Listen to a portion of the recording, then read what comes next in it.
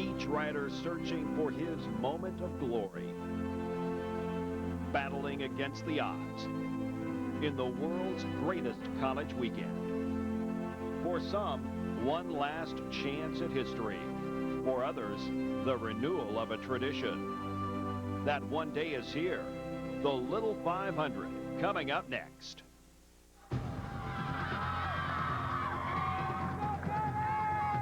Now, your Roadmaster bicycle.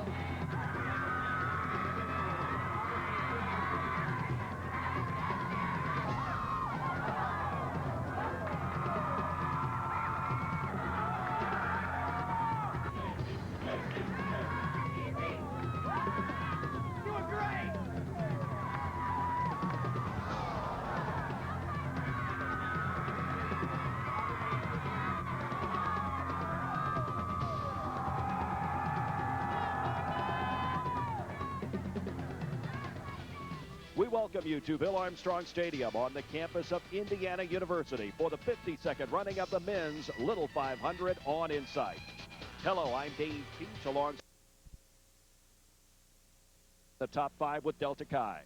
Yeah, it's just a pleasure to be here. More than anything, it's just the fact that I got a chance to ride with all these guys last year. They're still here, carrying on the tradition. The riders from past, like Dave Blaze and everyone else, are back as well. It's really an honor just to be here. Okay, we look at the keys to today's race. One of them could be the weather. Yes, although the weather it's a beautiful day for racing. It's cool, not much wind. It's not the most beautiful day to be outside, but it's a good day for racing. So I see that as a positive for today's race, at least if the rain stays away. How about track conditions? Track seems fine. It looks like they've hydrated it very well, and I think it'll be fine from all indications. You rode in the race 4 times. What about being a rookie in the race? Well, I think being a rookie in the race definitely adds another element. When you are a rookie, what you rely on is a good support network. The older guys that come back, maybe your coaches, things like that. That's really what's going to make the difference as a rookie rider. And you've got to stay out of accidents early on. You've got to stay out of accidents. 2 of the rookie riders to focus on this year, a young man for Dodds House, who actually won the practice race, and Luke Eisenberger on the Corleones, won ITTs for the men. A great honor for a rookie to win. As we look at the history, it was started in 1951. Phi Delta Theta, the defending champions in this race 20 years ago, they won the race that was televised on CBS, and we look back at the rich history of this, and you know this event better than anybody, Dave. Well, it has a rich history, and it's something that once you've been through it, it's one of the landmarks of your life. Not just because it's a bike race, but just because of all the experiences that go with it. Delta Chi, the leader in all-time wins with 8. Who are the top teams? Who are we going to be looking at today, Jason? I tell you what, I really like Phi Gamma Delta. Returning rider Todd Cornelius. Look for a great showing from them today. As well, our defending champs, Phi Delta Theta, led by Matt Marchetti, who was on the bike last year. I can't see you looking past them as well this year. Okay, we look at the Cutters. They qualified in the middle of the pack, but they're always a threat. Yes, I think the Cutters are always a threat. They're not a team that is too concerned about qualifying well, but they always have a great race team. It'll also be interesting to see how the team Major Taylor does this year. They're a very talented team for sure. And Acacia may be in the thick of this as well with Phi Delta. So we'll just have to see. But I think those are some of the major teams. A historical note, Dodds House riding in their 50th Little 500. They've been in every one since 1986, only missing 2. We look at the rules for today's race. 200 laps. It's 50 miles. Yeah, it's a quarter-mile track, cinder track, unique event. That's what really makes this a great race. You can transfer some things over from the cycling world onto this track, but really you're on a fixed-gear bike. There's only 2 that you can use between 4 riders. There's a lot of different factors that come into play. Unique event, great event, and as Lance Armstrong said, one of the coolest events to watch. It is indeed very cool. 33 riders in the field. They have to exchange 10 times. That's correct.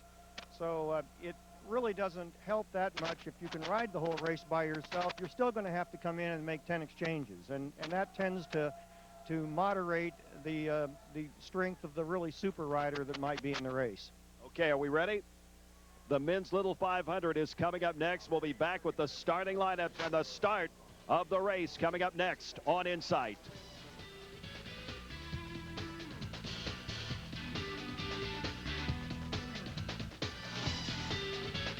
Look at Hancock coming into turn 3. Looks like he's got about a bike and a half on Sharp, but now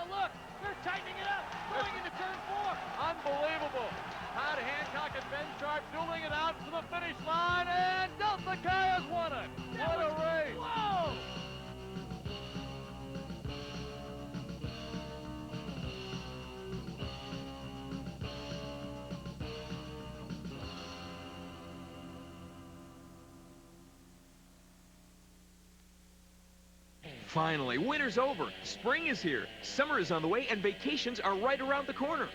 At Ross Chevrolet Mazda, any time is a great time to buy a used car, especially now. You can save big on hundreds of used cars priced lower than ever.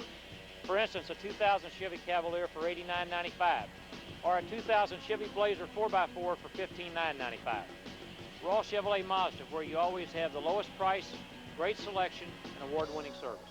Why drive for an hour when you can get here in minutes? Welcome back to Bill Armstrong Stadium, and we will now take a look at the starting lineups for the 2002 Men's Little 500. What a day here. We've got some clouds in the sky as you see the press box there, but we're hoping for 2 good hours to get this race in. And row number 1, Phi Delta Theta, the Fijis, always a threat, and Major Taylor. Well, the Fijis, Last year's winning team returning back this year and starting in number 1 position again. Phi Delta's the defending champions, as you hear the fight song for Indiana. Row number 2, Teeter, who finished second last year. And the Corleones. the Corleones certainly led by Dan Burns. He's ridden for 3 years now. Dan's been a standout in both Missing Out and in ITTs. Look for a great day today from the Corleones, formerly Sigma Alpha Epsilon. Dodds House, this is race number 50 for them. That's row 3.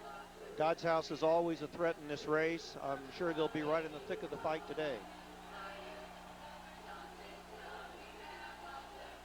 Fratello, who had a little trouble with their tire. Yeah, we saw a blowout early on, which tends to happen if you pump up the tire and the PSI is too high. You will see a blowout. Luckily, they got the mechanic out quite quickly, got the flat change. They're ready to go. That is row 5, Sigma Pi, Acacia, and the Cutters finishing middle of the pack for qualifications, but always a threat. And Dave, look for great things out of row 5 with Acacia and the Cutters. I look to see them move up very quickly. Godspeed, Sigma Nu. Row 6. Row 7, we see Briscoe, Shinzano, and Kai-Fi. You could see a good day, good showing today by Shinzano. John Kloppenberg, certainly an experienced cyclist. They might move up quite quickly. Row 8, Phi Kappa Psi. They've got 7 wins in their history, but only 1978, the last race, they won. There's row 9, Forest and Alpha Phi Omega. Si, senor. And look who's back here in row 10, Jason Delta Chi. I'm not sure what happened in quals. We're looking to up that performance today. Dixie Highway Award could be written all over. And you have only 3 riders this year, don't you? We have only 3 riders this year. Look, and the last row, Delta, Upsilon, Phi Sigma Kappa, and Lambda Chi Alpha, rounding out the field of the men's Little 500. 52nd running, Armstrong Stadium. Dave Peach, Dave Blaze, and Jason Sonneborn ready to call it on Insight. This is when it really gets exciting. You can expect a really quick finish out of, or really quick start out of this first row. With Team Major Taylor up there, Phi Delta led by Matt Marchetti, and I think that's Todd Cornelius on the bike for Phi Gamma Delta. Look for a real quick start. It's going to be pace line right from the beginning. Teams are going to have to get on their horse. There were some incidents in last year's race that took some big guns out. The Cutters fell a lap down after an incident, and Phi Delta Theta was able to win it. Teeter finished second last year, and they, Dave Blaze, ran out in front of the pack through a lot of the race. Yes, they did. They were one of the race's big surprises, and I might say a rather pleasant surprise, too, because it's a team that hasn't had a whole lot of success over the years. Chappie Blackwell is ready. He's got the green flag in his right hand. And ladies and gentlemen, we are getting set for the start of the 52nd running of the men's Little 500 at Indiana University. A tradition continues, and here we go, underway. Looks like you got Phi Gamma Delta moving into the lead very quickly. That's Todd Cornelius on the bike for them. Look for him to drop the hammer right off the start. Phi Delta in second, Team Major Taylor falls into third. Corleones sitting in fourth position. It is Phi Gamma Delta. They will lead the Fijis. They're going to lead lap 1, it looks like. Phi Delta behind them, Major Taylor. Team Corleone is in fourth. And Dodds House is in 5th. And you can see by the pace right now, you can see by looking at the pack, it's strung out, single file. That just means the pace is very fast. And you notice too that Todd moved over and let Marchetti of Phi Delta Theta come right on through and take the lead. So he's not trying to kill himself out here, but he's trying to keep that pace up. And it looks like Marchetti is anxious to keep it going as well. A lot of these teams will want to keep it moving early on just to try to thin things out and lessen the chances of an accident early in the race. That's Mike Zasinski of Sigma Phi Epsilon moving up and taking the lead quite quickly. He's a very strong rider. Look for him to be a force throughout the day today. Looked like we already had an exchange or some difficulty with Godspeed as they changed riders. It is right now Sigma Phi Epsilon, middle of row 3. They are now in first place, and Marchetti, the Phi Delt, in second. Marchetti was on the bike when the Phi Delts won it last year, completing the race. Team Major Taylor is in third place, Phi Gamma Delta in fourth, and the Corleone team is in fifth, followed by Dodds House. I'm not sure what the lap time is on this, Dave, but it's got to be fast. As you can tell, it's single file. Looks like Mike Z just pulled off, slowing up quite a bit as Phi Delts pull through. No one really wants to take the lead right now, as you see a bunch up going into turn 3.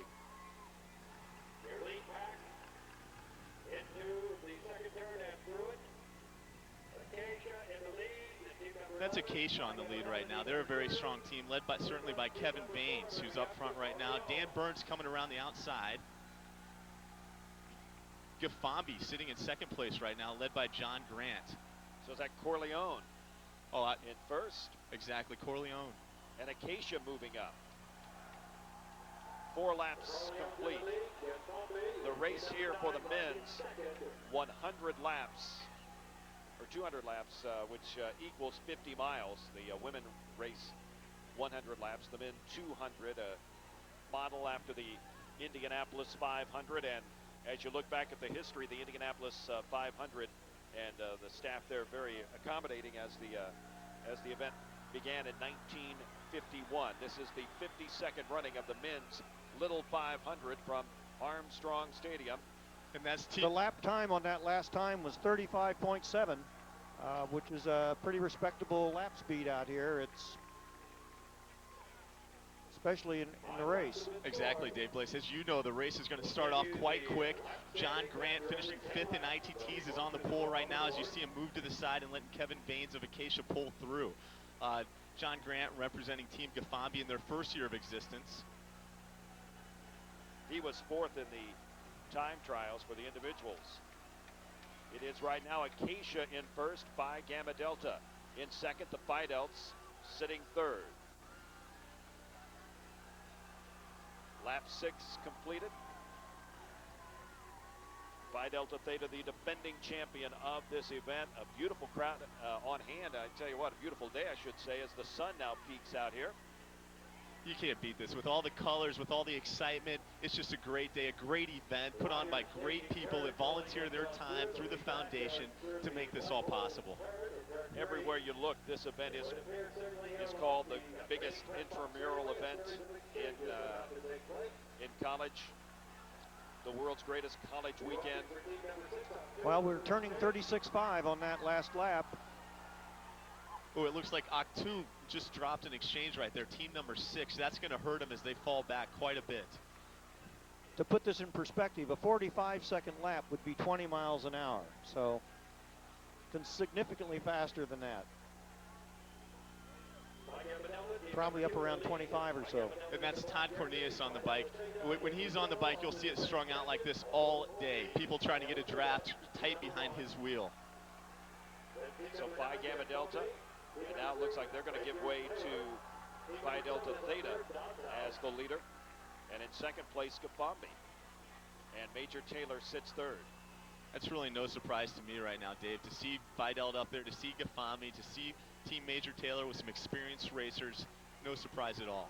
No, and Team Major Taylor is very content just to sit up there in the front part of the pack, although they've drifted back now to about 7th or so. But notice when Todd Cornelius takes the lead, he doesn't lead for very long. He just jacks up the speed a little bit. Looks like we're seeing a Dodds House exchange. Actually, Dodds House serving a penalty. Looks like he missed the penalty box, which will cost them.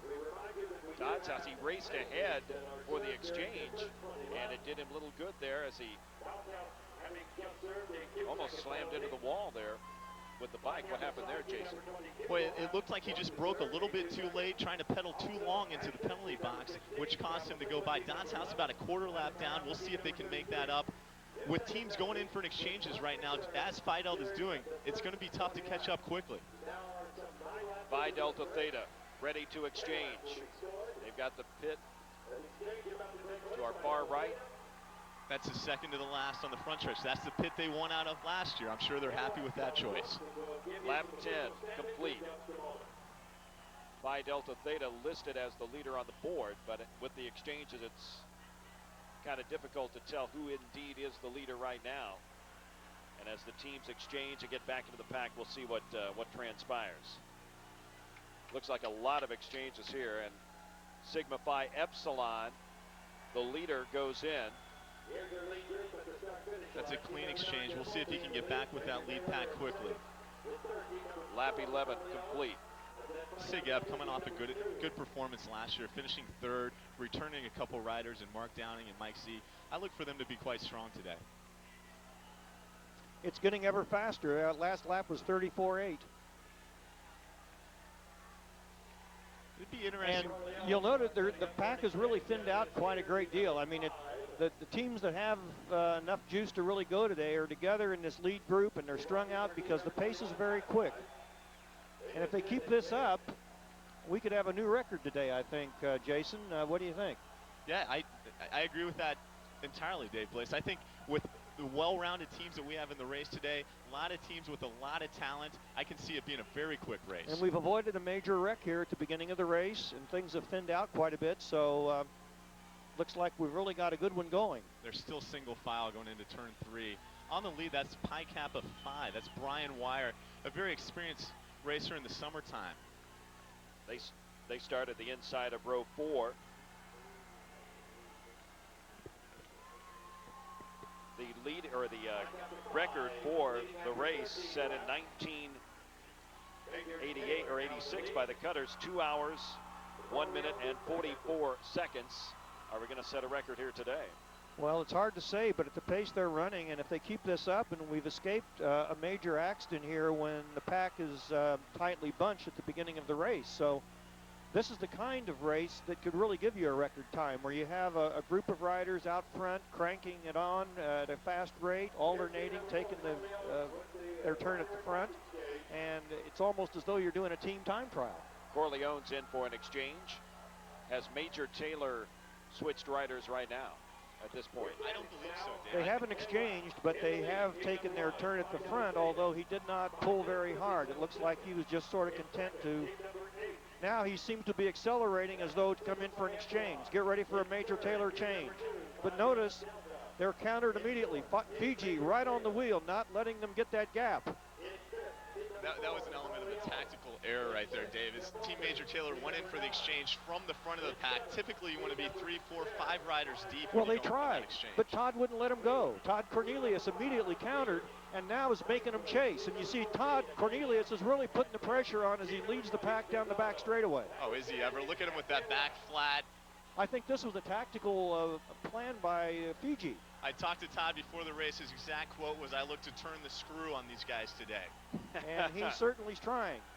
Now he's backed off and letting, okay, now we have a Fiji exchange. Fiji exchange, picked up the bike.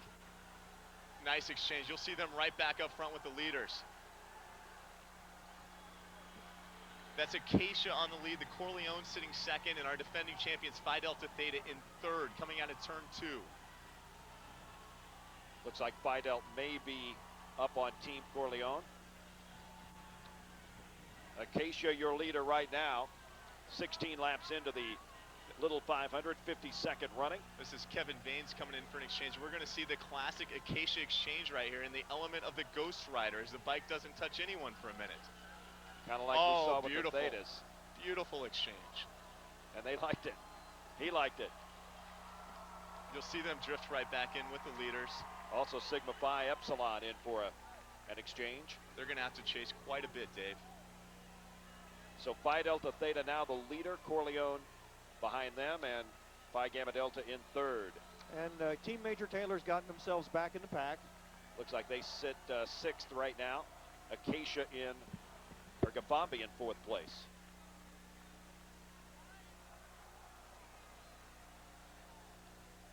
And it looked like Sigma, is that Sigma Pi? Up there in fifth place. As we settle in for the 52nd running, this is a very, very, as always, there's been some classic finishes. 20 years ago, the Phi Delts won their first in a photo finish, edging out Delta Chi in a race that was televised on CBS, and Dave Blaze called that with Ken Squire. That must have been a thrill for you, Mr. Blaze. Yes, it was. Real thrill to be a part of that. And it was a great finish. It was. You couldn't ask for no script could ask for a better finish than that race. Looks like Phi Gamma Delta now in the lead. Phi Delta Theta in second, and Corleone, Team Corleone in third. On the bike right now for Phi Gamma Delta, that's Mike Nierengarter. The Corleones, I think that's Luke Eisenbarger, who is our ITT men's champion, sitting in second. Looks like we have a yellow. Yellow flag is out, a course yellow. And everybody will slow down. Of course, the rule being that you cannot improve your position to the leader at this time. Let's take a look at what happened here. Two teams involved. Looks like that's Sigma Phi Epsilon. Yeah. It looked like somebody got into a rear wheel from what I could tell. So not the full-scale incident that sometimes mars the race, but a couple of teams there involved. Well, that's because everything's pretty well spread out. I mean, the pack itself is not tightly packed, or wasn't at the time, and the field has pretty much been separated into the stronger teams and those that are simply fallen off the pace. 1/10 of the way through, 20 laps in. Phi Gamma Delta in first, Phi Delta second, and in third place, Team Corleone. Gabambi in fourth. And we go green. And they're racing again as you see them jump up the pace very quickly. Something of surprise to me, it looks like the Cutters are a little bit back right now. They look to be, as the pack is approaching them, the Cutters are about a straightaway ahead of being lapped right now, which is a big surprise to me. Obviously a storied program with great support staff, great coaches in Jay Paulsgrove and Jim Kirkham. The Cutters have 6 championships. The last one for the Cutters came in 2000, so indeed they do have a great tradition here for the Little 500. Bill Armstrong Stadium, built in 1981, home to the Little 500 and the men's and women's soccer teams. A beautiful facility and a great press box that is new. And if you look at the track, it's interesting. There's actually a groove that's set in the track about, what, 2 feet away from the gutter, a foot and a half away from the gutter. And that's exactly where you want to be when you're out there riding, Dave. You don't want to be riding too close to the gutter because it is kind of soft. You want to be where it's nice and padded down, almost like cement. That's where you can really get moving. Lap 23 of the Little 500. And it is still Phi Gamma Delta in first place, Corleone in second place, and Gabambi now moving up to third, and the Phi Delts in fourth. And it looks as though the pack has about a 26-second lead on Cutters. Is this Dodd's House coming in for an exchange, a botched exchange there in the pits? It looks like Godspeed had a little trouble there. Here comes Dodd's House in their 50th race, and they will try and exchange right now. That is Dodd's House, and the real question being, are they still on the lead lap after serving that penalty early on? Have they caught back up? We will have to check with that. The scoreboard right now is a little bit off as we look at Phi Delta Theta now taking first place, Corleone in second. We'll check on Dodd's House. Looks to me as if Fidel might be coming in for an exchange. The rider in second position for the Corleone's not giving him any leeway, holding his wheel right to the line as he comes out for an exchange. This is going to hurt the next rider getting on the bike as he's going to have to close a little bit of a gap. Lap 25 completed. Phi Delta Theta started first. Yellow jersey signifying the defending champions. Obviously, they got the pole as well. They could have, well, it's not a choice, but they had the green or the yellow. Yeah. Any team out there obviously wants the yellow. That means you're going for 2 in a row. There on the inside, you see There's Team Corleone coming in for an exchange. So you spread out when you're going in for an exchange to give your rider a little bit of an edge there and to kind of, I guess, take up that last bit of energy before you take a rest. Exactly, Dave. You can call it a gap, you can call it a burnout. The idea being you want to get ahead of the leaders just so the next person on the bike has that comfort level so they can get on and be next to the leaders as they hop on the bike. In first place right now, it appears to be Phi Gamma Delta. Phi Kappa Phi's look like they've sprinted out for maybe an exchange. So it's Pi Kappa Phi coming in for an exchange, but they'll be right together with BG in the pack. There's your lead group right there crossing the line. Sigma Pi started on the inside of row 5, and it looks like they've settled into second place in this race, and they're running up near the leaders. It would appear as though the cutters are almost lapped.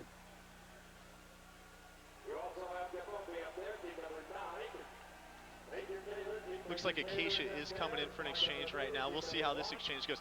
As you can see, the Acacia rider has quite a good gap. It's a bike-to-bike, so that's going to slow him down a little bit. I think he might catch up and get back with the leaders quite quickly.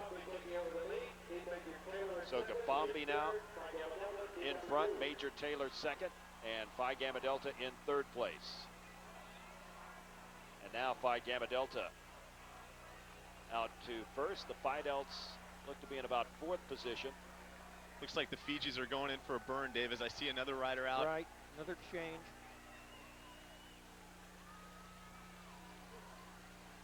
Sigma Phi Epsilon in second. We're going to see Bobby in third, Phi Delts fourth, Corleone in fifth. They have a double exchange there with Sig Eps and Fiji. Picture perfect. Looks like they had great communication there, Dave Blaze. Lap 29 of the 52nd running of the Little 500 on Insight. Of course, the race to raise money for scholarships for working students at Indiana University, and an addition, obviously, with the incident on 9/11, some scholarships have been started. 3 students here at IU lost their fathers on September 11, 2001, and those students are helping in the program. They'll not be recipients of the scholarships, but the first 911 scholarships will be awarded on 9/11, 2002. There'll be 3 $1,000 scholarships being set up, and certainly that is a great program and an addition to an already outstanding scholarship program here at Indiana for this race.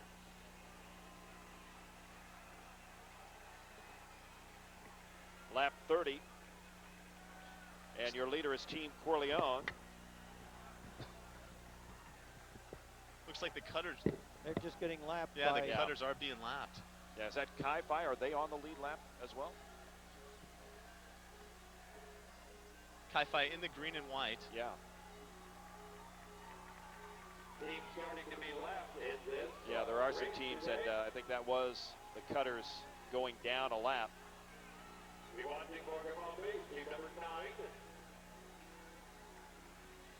Bombi looks like they are the leaders, and maybe they're coming in for an exchange right now. It looks like that's Mike Rubin on the bike for them. It looks like he has a great gap. Obviously, he's taking care of his teammate out there. He's going to have a little cushion as he drifts back into the pack. So the Chi Phi's now go to the lead. If they are on the lead lap.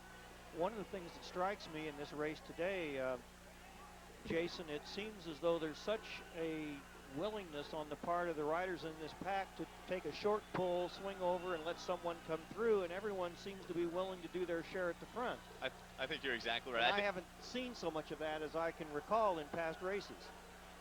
Not at any point in time have we seen them 3 abreast when the pace might slow down. They've been single file pretty much the whole way. This looks like to be a fast race to me. Phi Delts were in for an exchange. It was Phi Delt and Team Major Taylor up front.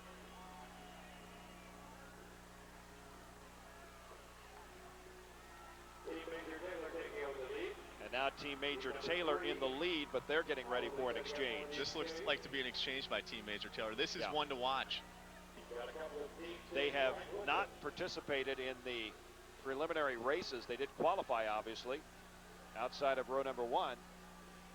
There were some questions about their exchanges. That one looked Okay. okay. Very nice. Lap 33 of the Little 500. They were in first place when they made the exchange. We'll see where they settle in now.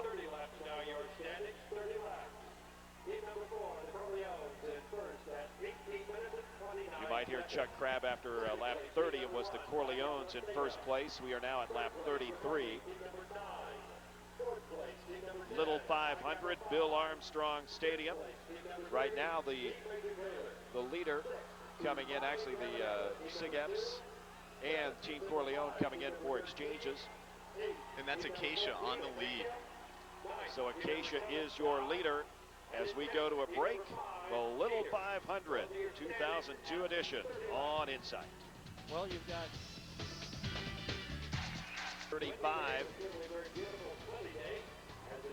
The sun peaks in and out.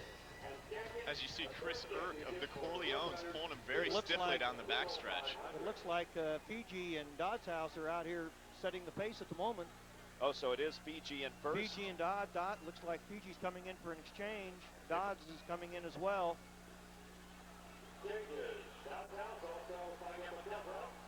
Dodds House won the race. Their only win came in 1998 after so many appearances, and they were very excited about that, and they're excited about their 50th team in the Little 500 this year. And that was certainly a well-balanced team. A team of Jonathan Purvis, Alex Eden, Greg O'Brien. Very, very strong team. And Alex, of course, is involved in the race here today. And of course, we'd like to thank Jonathan Purvis, who is our Indiana University Student Foundation Director. Does a great job putting on this race. Alex does as well. Without guys like that, quality individuals, this thing wouldn't be possible. Anything surprising you so far as we head to lap 40 of the Little 500? Not really. In fact, there's been a lot of talk about the sprinting ability of the Major Taylor team, and anytime you're racing against a team that is known to have good sprinters, you want to keep the pace going and try to do anything but avoid having to come down and sprint against a great sprinter at the end of the race. So I think a lot of these teams are willing to come in here and really try to push the pace to avoid having to lay it down on a sprint at the end.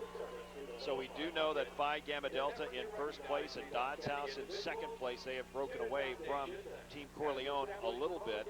Phi Kappa Phi in the hot pink jersey in fourth. And it looks like Afambi in fifth.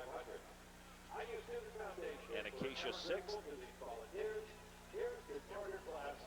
And we look at the Phi Delts. They are, looks to be about maybe 12th right now, if that's if everybody's on the lead lap, as we think they are. Is that a good place for the Phi Delts? For their coach's liking, they might be a little bit far back right now. Ideally, I'm thinking you want to be between 2 to 7 out there. Look for them to move up quickly. He's trying to negotiate his way through some traffic right now. He's making Now his he move is right making now. his move, yeah. There he goes. And that's Matt Marchetti on the Wow. bike. Certainly, he's not going to sit back there too long. Now he's got to try to find a way to get on a wheel, and no one's letting him in. That's the unique thing about this race, Dave. All season, people are letting you in. Race day comes around, they're not going to give up that wheel as easily as they would 2 or 3 months ago. Now, is that Marchetti or Ewing out there for the Phi Delts? We'll have to check that coming around. We've completed 40 laps. Now he's sitting in there fine right now at about, looks like 4th or 5th. He got back up to 7 as Jason won it.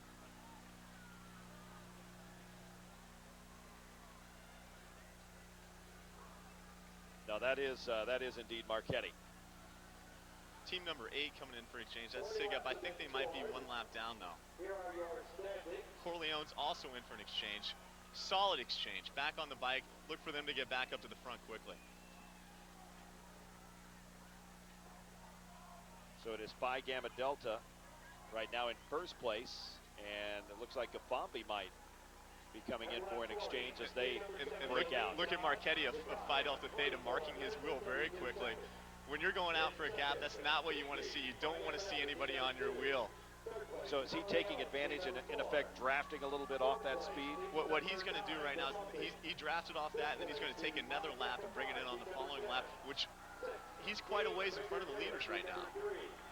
And they're getting ready for an exchange. So Marchetti will have a big lead for the exchange. And sometimes, although this is very early in the race, but sometimes if you get a big lead like this for an exchange and the exchange is good, you may decide to go ahead and keep going. If the pack is slow to react or doesn't realize you've come off the front, they may just sit back and let you go without realizing what's happened. Sometimes you end up with a half a lap without the pack reacting. Okay, you just saw a great exchange by Phi Delta Theta. Great exchanges mean so much in this race, as they do in qualifications. They can win or lose a race by some teams. Okay, you guys are going to take a look at some falls actions. We're going to take a look at what you should do and what you should not do. There's a good exchange as you see the other bike hopping on the bike smoothly. Here we have a rider. You can see the palm perfectly touching the stem as the other rider kicks the left foot over. Picture perfect exchange. This looks like the Cutters to me. Grabs the bike a couple steps and he's on. Feet touch the pedals very quickly and you try to get it up to speed. Look at that frame. Hands are down in the drops, kicking one leg over. Perfect exchange. Another great exchange by Phi Gamma Delta. They had the pole a year ago. Look for great exchanges to come from them throughout the race, which will keep them up front. Phi Delta Theta, the leader of the race. Looks like Dodds House is ready for an exchange. In the fluorescent orange. There you see a picture of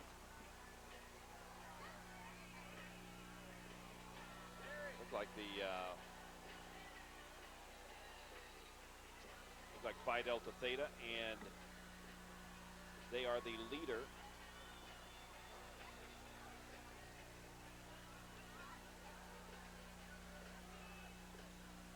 Phi Delta, Phi Gamma Delta behind them, and Phi Kappa Phi behind the Fijis. Major Taylor will stay out. It looked like they were going to make an exchange, but one more lap for them.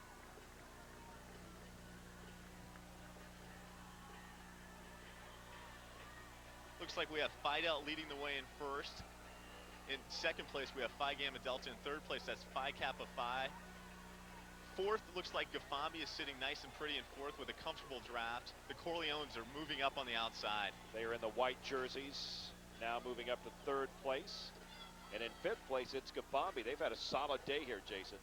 Oh, yes, they have. Gafambi led by 3 former Beta Theta Pi riders and 1 former Delta Chi rider. Look for a great day out of them as they had a strong showing in the series events, all experienced racers. Team Major Taylor in for an exchange on that lap. Also, Sigma Phi Epsilon made an exchange. They had a little bit of a gap over the pack there on that exchange. Now they're chasing to catch up a little bit. When the leader completes this lap, it will be number 50, a quarter of the way through this race. 200 laps around the, we'll say quarter-mile track, but Dave Blaze, you know it's a little bit longer than a quarter mile. Yes, it is, slightly longer. They'll actually have close to 51 miles in by the end of the race.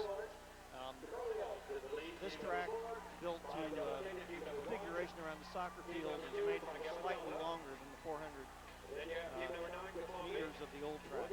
You see the Corleones in first. Now the Phi Delts look to move up there with the Fiji team. Now Phi Delts are up. Team Corleone looking back. And also a Gafambi moving up with that Phi Delt move. On the bike for Phi Delts, that's Ryan Hamilton sitting second in good position for Fiji. That's Todd Cornelius, their certain leader. Sitting third for Gafambi, that's Jeremy James. Now Phi Gamma Delta. The Fijis take first, Corleone second, Gafambi and Phi Delts behind it. And there you see too, You know, the Fidel rider relinquished the lead, moved to the outside, slowly drifts back, gets back in position on a wheel. Here comes so they're doing a good job of alternating their turns up front. Fiji rider dropping back on a wheel in third position. And like I say, I haven't seen this kind of A little trouble there. Yeah, Sig Up rider lost it there in turn 4. There won't be a yellow flag, I believe. He's off the track. Looks like that's Dan Burns on the bike pulling him along, coming out of the turn 2. The real question would be, I've been trying to watch Team Major Taylor. They seem to be sitting quite far back in the pack. Very comfortable to sit maybe 8, 9, 10 deep. Dave Blaze, what do you think about that? Is that ideal position? Well, are they at a risk? I would like to be a little more up front if I were they, but the thing is, they also have sort of just been hanging in there, and they're getting their laps in without doing a whole lot of work. And of course, they're a little more risk sitting back as far as they are, but which could pay, you know, it could pay off for them, or if they get in a wreck, of course, it could be disaster. Gafambi is your leader now. Fiji's take the lead. They also run the risk of the pack breaking in half, and they get stuck in the chasing half. Exactly right, and that's Todd Cornelius on the bike for Fiji. So looks to be like he might be making a move right now. He's not going to come in for an exchange. He's just breaking away a little bit there. Todd's certainly a great racer. He's coming off a regional road race in a collegiate series in which he was the winner. Very strong racer. He's performed well in collegiate, summertime. Certainly a storied history out here on the track for him as well. Dodds House, if they're on the lead lap, in second, and we believe they are. Corleone in third place. What do you think, Dave Blaze? Is this a move Todd might be making here? He has a little gap. Let's see if he does something with it. Yeah, but it doesn't seem to be going anywhere. And you have the Dodds House group followed by Team Corleone and of course the rest, including the Fidels in the group. They're not all that far off. And in fact, it looks like the gap is closing. So behind the Corleones, is that off Alpha Tau Omega? Now, one thing, though, that is maybe worth noting at this point is that when you have teams pressing the pace as they're doing, a lot of times if you can attack right on top of a previous effort, you've won yourself a bike race because no one is feeling like chasing you. And by the time they get around to chasing you, you've already got them down a lap. That's ideal, Dave. They call it counterattack in racing. You bring a rider back, and then as soon as you know it, the next rider shoots off the front. Exactly. And so that's one of the things that can happen the way this race is unfolding today.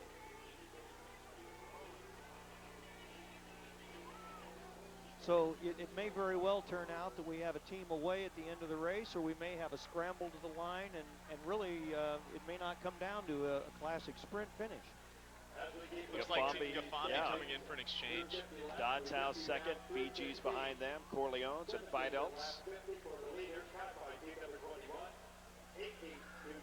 We do see that Alpha Tau Omega on the board has moved into 10th position. They were on the middle of row 8. That's quite a move up there.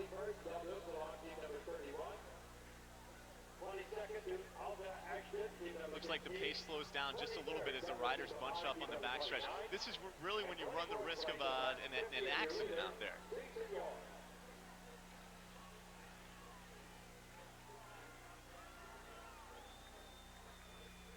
That's Delta Chi on the front right now. I believe they're a lap or two down. Just ahead of the Fijis right now, and the Fidels and Sigma Phi Epsilon. The only other thing is that when you're traveling at the speed that these guys are riding, when the leg RPMs are so high, it's sort of hard to go much faster. You're exactly right. And sustain it. Wayne Stettin, I think, called it the great equalizer, didn't he? There's only so fast you can go with that gear. Your legs certainly feel like jelly come the end of the race if you put too many laps into them. Much different than a velodrome or another surface.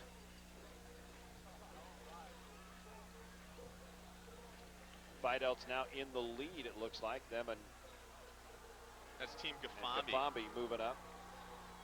Fidels now content to watch the Fijis go past them, and that's big John Grant on the bike for Team Gafambi.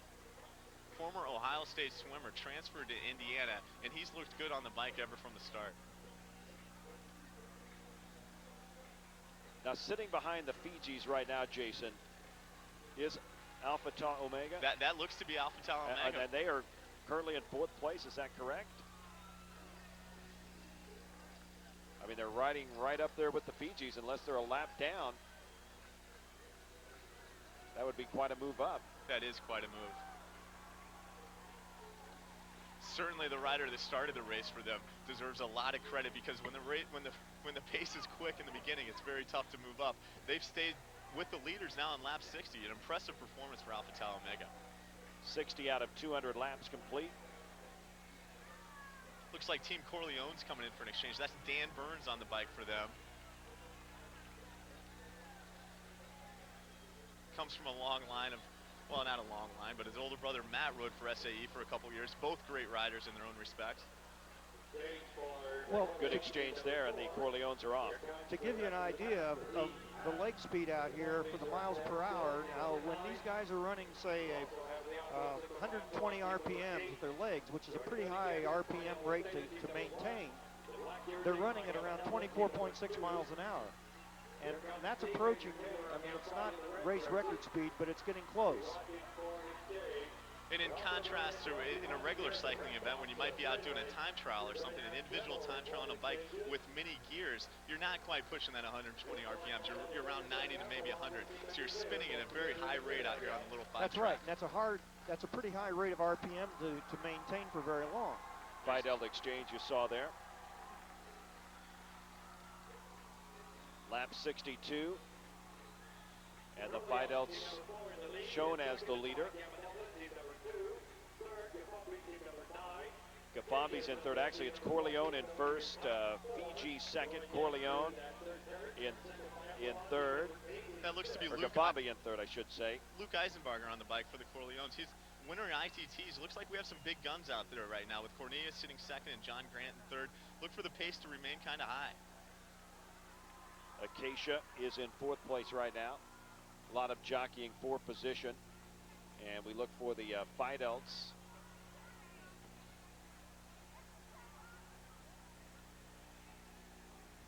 Fidels in the yellow jersey. Dodds House also up there, following in right behind Fidels. There is quite a bit of space. Looks like we've got a Fiji exchange coming up. Oh, no! They fell down. Oh, no. You saw him go in for the exchange, and this will hurt the Fijis, who were running as the leader.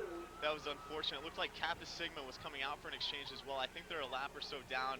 The Fijis obviously on the lead lap, going in for an exchange. The Kappa Sigma rider just bumps Todd, causing Todd to come down. You don't like to see that, with the unfortunate luck that they had last year, again this year. Heartbreak there for the Fijis, who were running up front. What does this mean for their chances to win the race? Are they out? We're going to see it again. Here it is, Jason. Let's take a look at this. It looks like the Kappa Sigma rider, Todd obviously didn't do a great job of communicating. The Kappa Sigma rider drifting off to the right, bumps into him. Very unfortunate, as you see one of our best riders in this race go down. Well, it's going to be a moment of truth to see if they can get back in this thing. They've got a ways to go. It looks like a little more than a half a lap.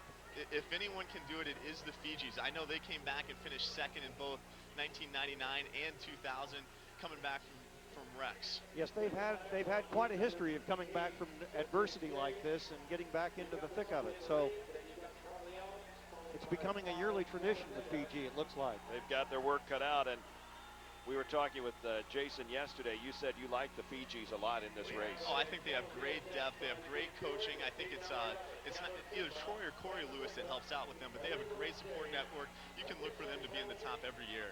Last year they did sit on the pole. They were involved in 2 crashes and suffered flat tires, and wow, had a real litany of difficulty last year, and it continues here in 2002.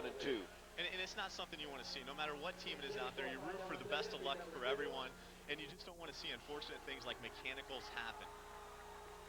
Fidels in for an exchange. Looks like Acacia, Gafambi, the Corleones are our leaders. The Cutters, I think they're a lap down, but they're up there. Dodds House as well, they're on the lead lap. something I've noticed of late, it looks like Major Taylor is chasing. Major Taylor's about a straightaway back, qualifying in the 3rd position.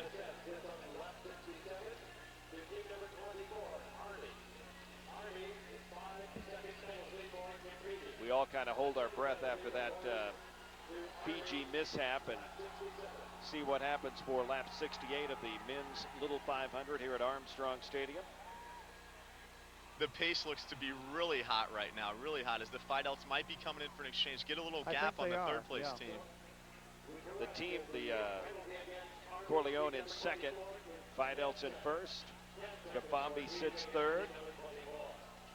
The Cutters in 4th and Dodge House in 5th. I think the Cutters are down a lap, though.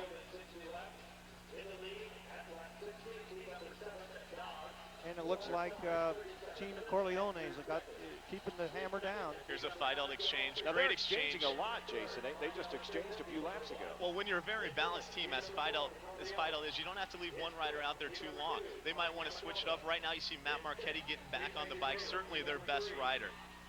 And again, if you have a lot of confidence in your exchanges, you can get by with that. As they should. They did get pole after all.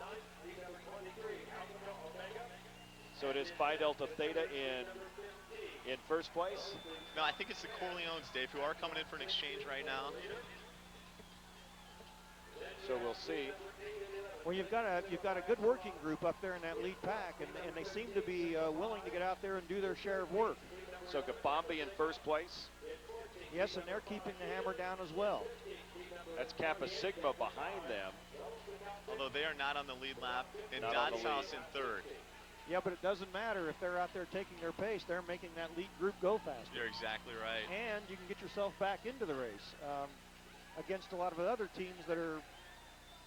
This looks to be really strung out to me right now. Not Yes. much of a pack forming, a lot of individual time trials, a lot of exchanges happening. Well, this is going to, deteriorate probably into who has the strongest team, because there's not a whole lot of a pack effectively to chase you the way it's going. So it is now Dodge House in 1st place. And I think this is because of the fact that this race has started out right from the get-go at a torrid pace, and it's been more like a team time trial. And those that can keep the pace are still in it, and those that can't have dropped off. You're exactly right, Dave. Sig Epps, Dodge House, and Acacia. 1, 2, 3, and here come the Sig Epps for an exchange. Dodge House is in 1st place in the orange jersey. Behind them, Acacia. That's Brad Davies on the bike for Dodge House. Certainly an experienced rider. Look for him to do great things today. They won it in 1998. We've talked about that.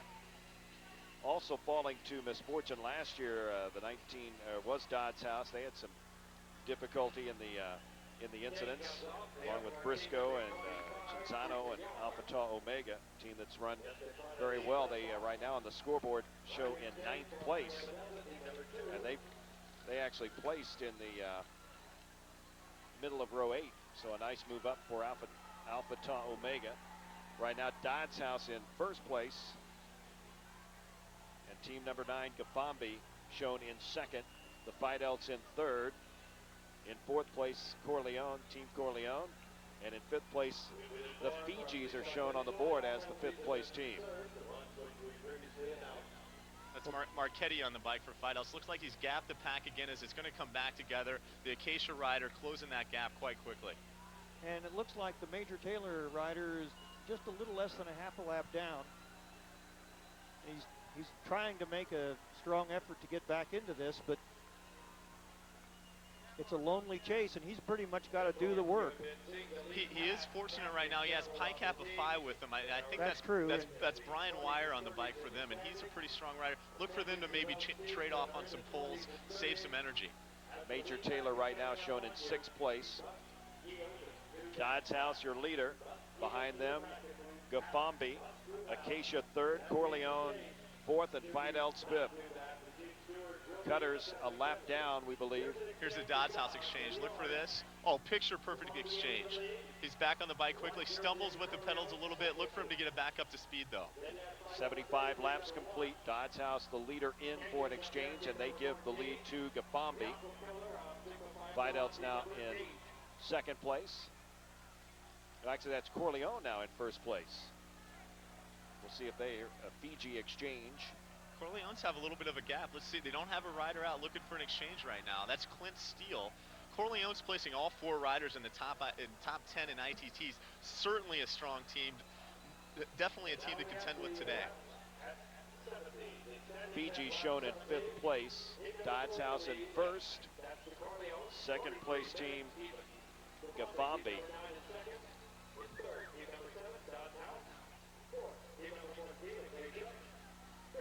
Well, Fiji's got a ways to go to get back into this thing. It looks like they're more than a half a lap down. It doesn't help. It looks like we have a couple strong teams as the Corleones and the Fidels look to push the pace with both Team Major Taylor and the Fijis chasing right now. Kai-Fi rider looking for an exchange. Crowd filing in here, upwards of 20,000 here at Armstrong Stadium for the 52nd running of the men's Little 500. Really nothing surprising so far. I know obviously the Fiji incident, but the Fidels are up there. The Corleones as well. Yeah, we thought they would be strong. Team Gafambi in their first year of existence, a pretty impressive showing thus far. Team Gafambi with 1 rookie, and they've got some experience. 3 guys have ridden it before, but they are in their first year as a team. Great exchange by the Fidels. Look for them to stay up front. 78 laps in 1st place, the Team Corleone, and we will take a break here on Insight.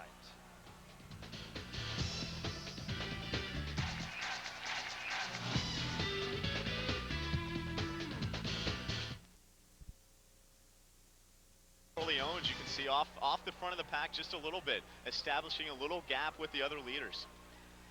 They move up ahead of some lap traffic there. Corleone in 1st, and the Sigeps are behind them, but Jason, you believe they're a lap down? They are indeed a lap down, Dave, and this is, as a rider out there, this is really the toughest race to get figured out. There's a lot of teams that are a lap down, and it's very disorganized. Team Major Taylor, Dave Blaze, we take a look at them. There they are in turn 4, making a little bit of a move, but they're well behind the leaders, Dave. Yes.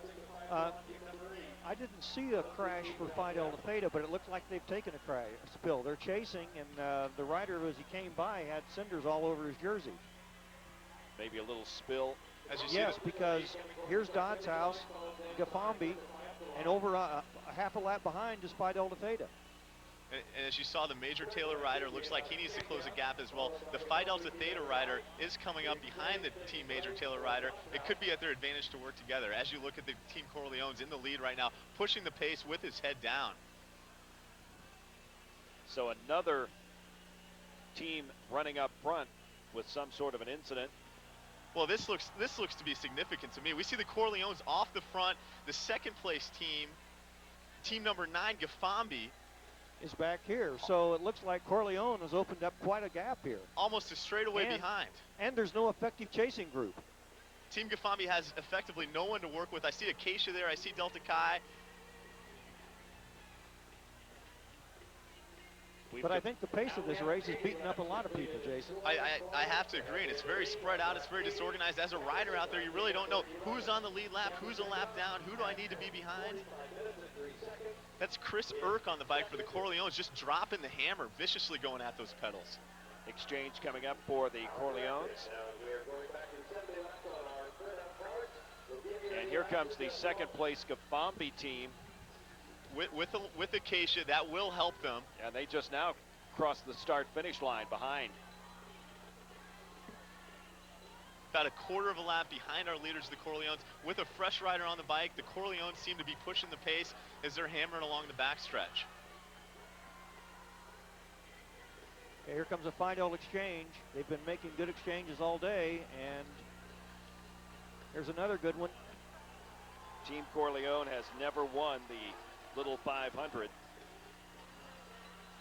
We talked a lot about the Fijis, and they're the only team to win the race in the 50s, 60s, 70s, 80s, and 90s.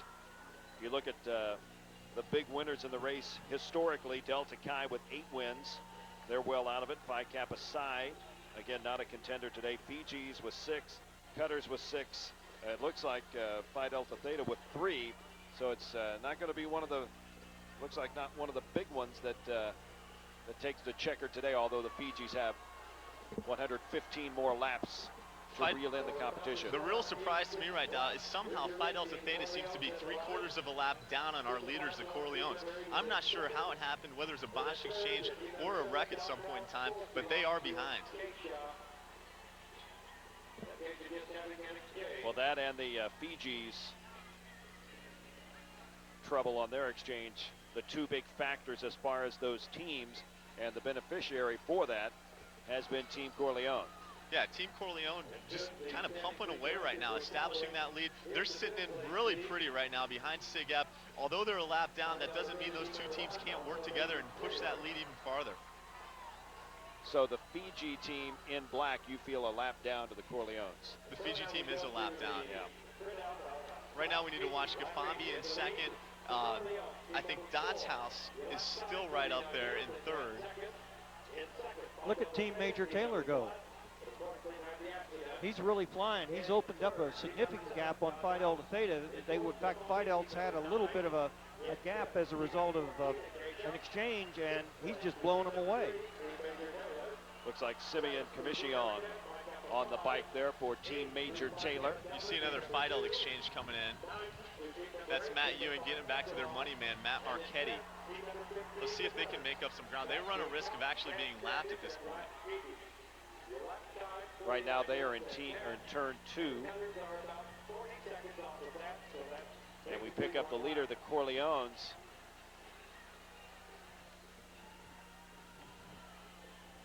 Now the Corleones right now Are coming, yes. are ahead of the Phi Delts. Okay. So are they a lap down? Scratch all those statements earlier. It looks like the Phi Delts are on the lead lap as the board is showing the Corleones in first and the Phi Delts in second. But there was quite a bit of distance between the two teams at one time.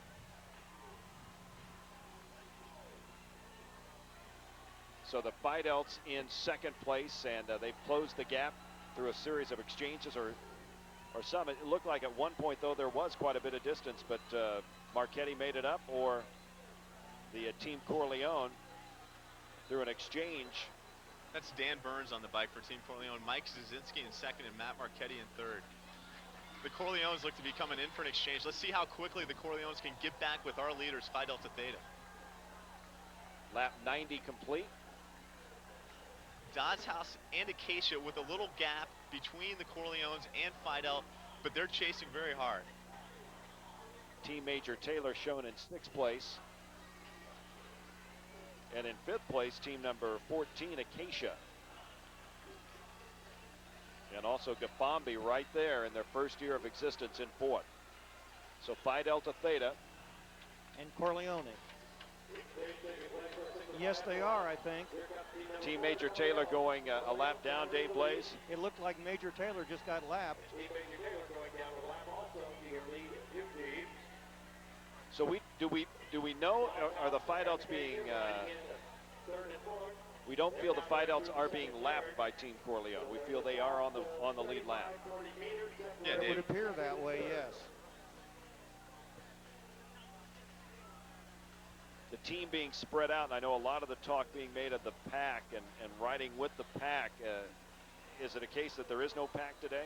Well, the pack has pretty much deteriorated. You can see there are just small chasing groups, and the groups are made up of riders on different laps, so that you can't really say just by a glance that they're all on the same mileage. Looks like right now you guys are looking at Phi Delta Theta and Acacia chasing to catch back up with our leaders, the Corleones.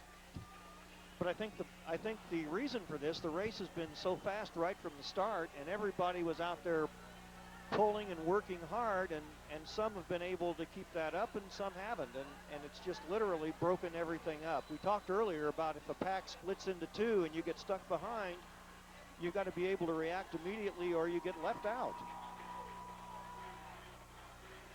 So Team Major Taylor did pass the Corleone team, so they are on the same lap, at least at the present time. We'll see if they will be able to make a move. on the bike for Team Major Taylor is Joshua Weir. And he is a accomplished rider. And he will stay out for at least one more lap, and he's back on the lead lap. Well, that's really a lonely thing. You know, you're trying to get back in the race. You're out there by yourself. You can't really afford to sit on behind slower riders because you've got to go for it, and then you've got a group of riders chasing you furiously from behind, as you see with the Corleone team. And it looks like Cinzano is tucked on as well. So now they're all right together again. So it's Corleone in first, and now they're getting ready for an exchange. Corleone's in for an exchange. Leader exchange there for the Corleone team. And boy, there you see the Fidel with the cinders on his jersey Right. there.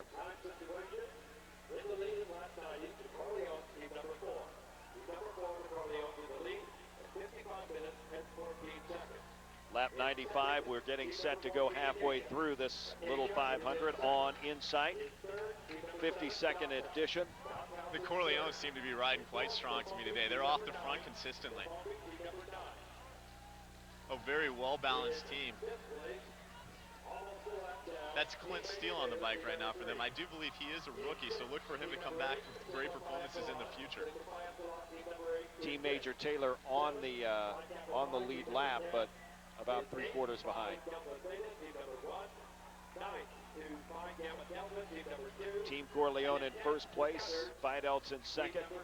Very impressive performance so far by Team Corleone. The problem is, though, that Team Major Taylor, now they're getting lapped again. The problem is he can't afford to sit on. He's got to go for it because as soon as he backs off and sits on a wheel to recuperate, Team Corleone's right back on him. You're exactly right, You've Dave. got to get out and go hard, and you know, it's hard to do when the pace is this fast. It's very hard to get unlapped. That's the Team Corleones, our leader today.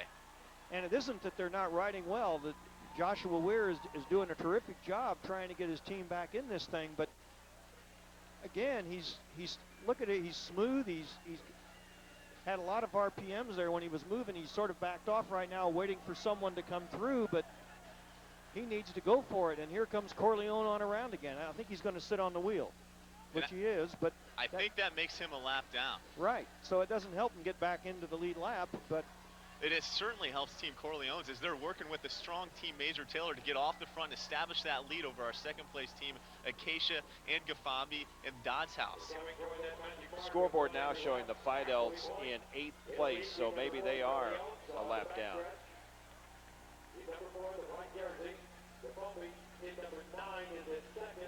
Because they showed now Team Major Taylor in 5th place. Okay, so that's significant, Dave. If the Fidels, our defending champion, our pole sitter, did go a lap down, very significant event in today's race. That's going to shape the outcome. So apparently that race that we were watching was a race to be lapped right. and not a race for first place. Well, it seemed like they got back into it awfully quickly. I know. This has been it's an interesting race, but from a fan's perspective, it's a little difficult to follow because it's all strung out. We saw in the women's race very clearly defined 3 dominant teams in that, and Look at they Chris. battled all afternoon long. But this is a little strung out, and it looks like Corleone right now in control. Yeah, look at Chris Irk on the bike. He's out there with Joshua Weir of Team Major Taylor. They're going to exchange some poles. He looks to me as if he's up in the pace, trying to get a significant lead over our second place team, Team Acacia. He's got not quite a quarter lap lead. Now here goes Weir, and look at, he's got the spin. He's got the spin, but to me it doesn't seem that he's had the team to keep him at the front all day Well, long as they face the risk of going a lap down. That's true, but I mean, 100 laps have been complete. In fact, 101 laps have been complete, and Team Corleone in first place, and Acacia is in second place. In third place, it is team number 7, and that is Dodds House. And team number 9, Team Gafambi, sits in 4th place. Team Major Taylor, which is running the risk of going a lap down, but yet still on the same lap, There's a they're wreck. in 5th. Couldn't see what caused that, but Ki-Fi looks like went down in turn 3. It didn't appear as though he made any contact with another rider. That's Team Corleone still off the front.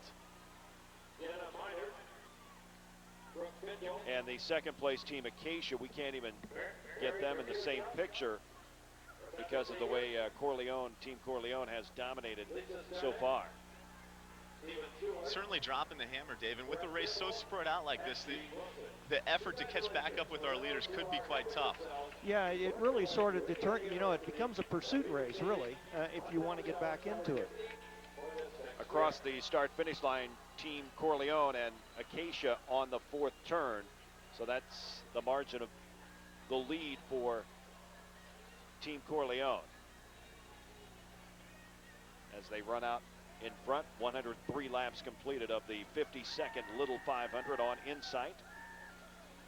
Corleone's look to be coming in for exchange to me as Dan Burns is out waiting for the bike. Fidel exchange.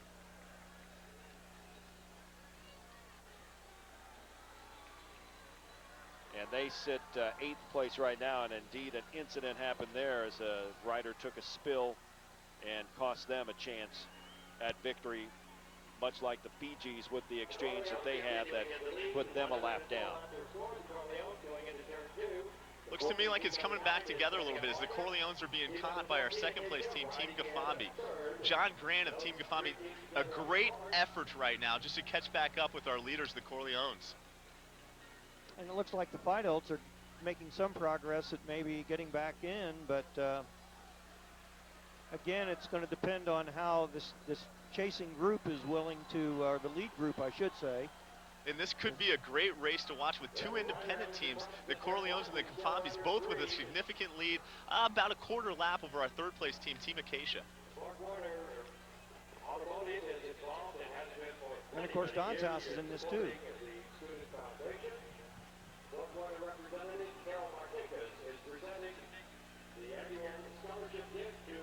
Team Corleone in first place, as you see, and behind them is that Gafambi right behind them. Yeah, right now, as you see Team Corleones as they're kind of approaching Fidel, looking to lap our defending champions. And that's Dodd's House behind Phi Delta Theta, might go a lap down as well. So the Dodd's House are almost a lap down as well then, or are they in the lead group as well? We need to confirm that, don't we, Dave Place? Yes. Yeah.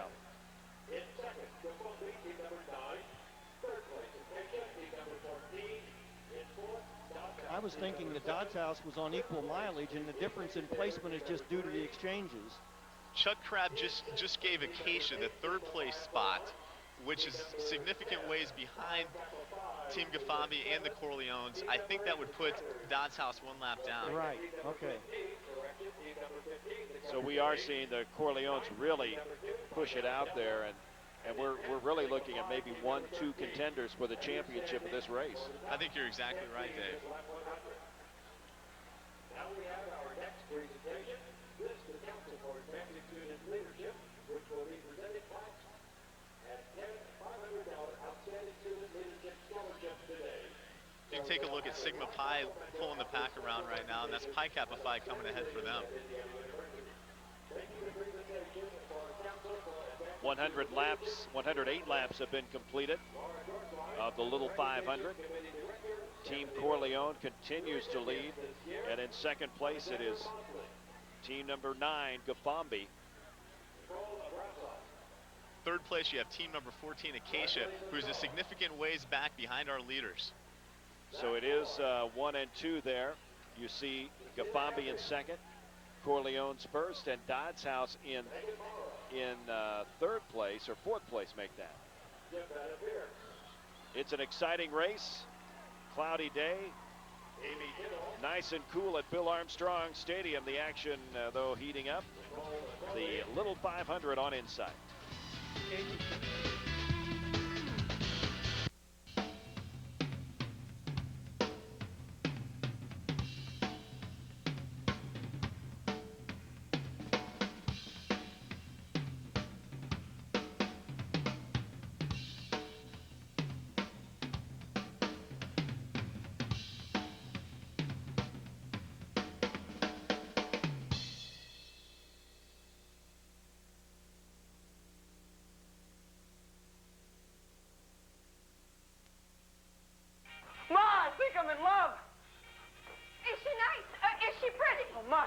beautiful. But I gotta go. She's waiting outside. Now, wait a minute, young man. I have to know a little bit more about her. What's her family like? What's her name? Mom, she's the only one I've ever felt comfortable with. All the other guys wanted her, but I got her. We're going for a ride right now. Wait a minute! But you don't have a car. Hello, baby. Curry, in business since the love affair began. Oh, my land. The little 500 on Insight. Gafambi leading the pack. And in second place is that Team Corleone. That's Team Corleone, and they're actually sitting fourth right now behind Pi Kappa Phi and Dodds House, who we believe are at least a lap down. So your leaders, Team Gafambi, that's John Grant on the bike for them right now. And as you can hear our PA announcer, Yes. Chuck Crabb, it's a three-team race with Acacia looking to make up some ground on our leaders, Team Gafambi and the Corleones. They're about a third of a lap down. The royal blue and yellow team of Acacia. So as we track the teams, we replace Acacia. They're simply trying to get back to the 3 teams. But it's the Corleone team number 4. Corleone in first place. The orange jersey of Dodds House team number And the Dodds House may be back on the lead lap now as they lead. Looks to be almost an element of Corleone. confusion. Yeah. A Dodds House rider raised his hands last time across the start-finish line as if to say, hey, we're right here on the lead lap as well. Here are your 3 top teams. It's the But it is, now they Okay, say the Dodds House in the lead. Looks like they made a scoring correction. Well, I didn't see them have any misfortune during the race, nor did I see any reason why they would have been farther back. But there's so many things to keep your eye on in this race. It's you can easily get lost, especially in the way this thing is unfolding today. So that's Brad Davies on the bike for Dodds House. He's ridden for over a year now. Very strong rider. He's looking to keep his team up there with the leaders. So Dodds House in first place and Team Corleone in second. And Gafambi is up there.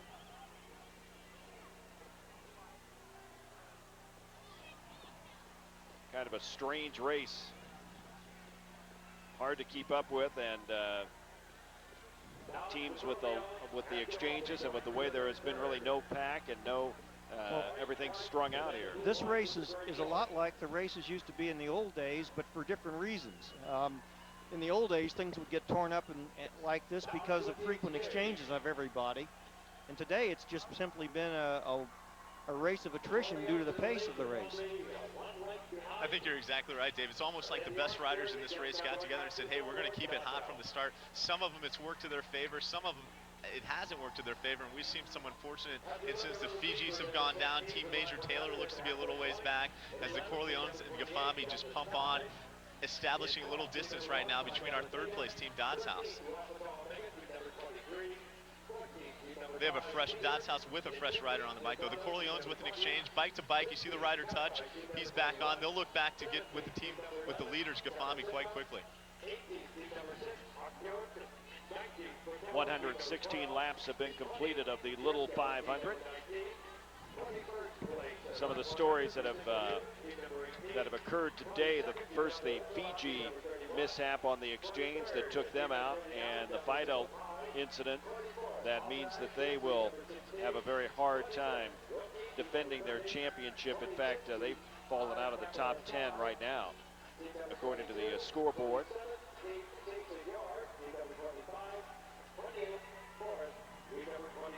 And of course, up in the press box, there are 2 scores for each team to keep track of exactly where they are, and it is a chore keeping track of all the different riders and everything that's going on, because a lot happens, as Dave Blaze said, in the Little 500.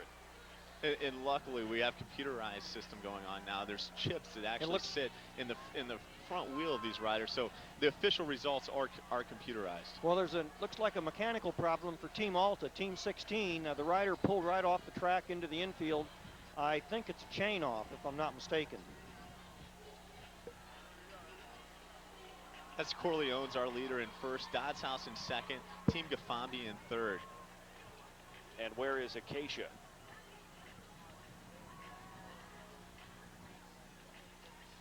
Here's Acacia right now. They're in the third turn, so they're quite a bit, or fourth turn, they're quite a bit off of it.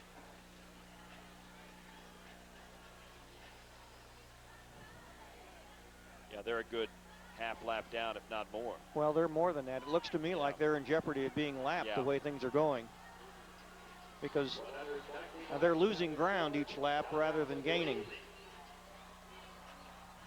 Dodds House now the leader. In second place, it is Team Corleone, and in third place, Gafambi. A pretty good 1-2-3 battle there.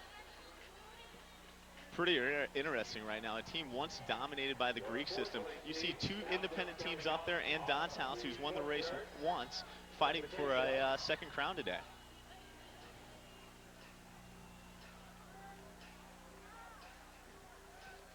For Dodds House, it looks like Michael Zazinski is on there. Or no, I'm sorry, that's Charlie Metzger on the bike for Dodds House. 120 laps complete. That's Jeremy James of Gafambi pulling the pack along right now. Yes. Looks like the pace has quieted down a little bit right now. You see the top couple teams comfortable with their position, maybe trading poles, eager to just kind of sit behind and grab a wheel for a little bit. Gafambi in first, Corleone in second, and Dodds House in third. A big day for Dodds House, their 50th race, and they are contending for the lead. Well, it's no wonder they've slowed down a little bit given the pace they had in the early part of the race, I would say. Oh, no doubt about that, Dave. It started off very hot. Especially since some of the top contending teams have had their share of misfortune as well.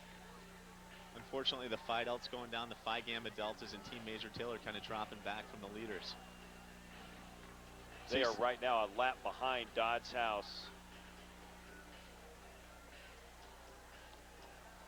In fifth in the lead pack, but certainly not fifth over. Well, they are fifth overall, but we do believe they're a lap down. You see the Corleone rider move to the right, look back to Jeremy James of Gafambi to say, hey, pull through, give me a little break, let me out of the wind just for a little bit. So you see Team Gafambi in that blue and white leading the race right now. The Corleones in white sitting second. In third place, sitting fourth in the bright orange, that's the Dodds House. Well, it certainly does simplify things a great deal because you're now not worrying about a larger number of teams that you have to compete with, but you've narrowed it down to a 2 or 3 team race. It's going to come down, it's going to come down into a sprint between 3 or 4 guys at the end of this.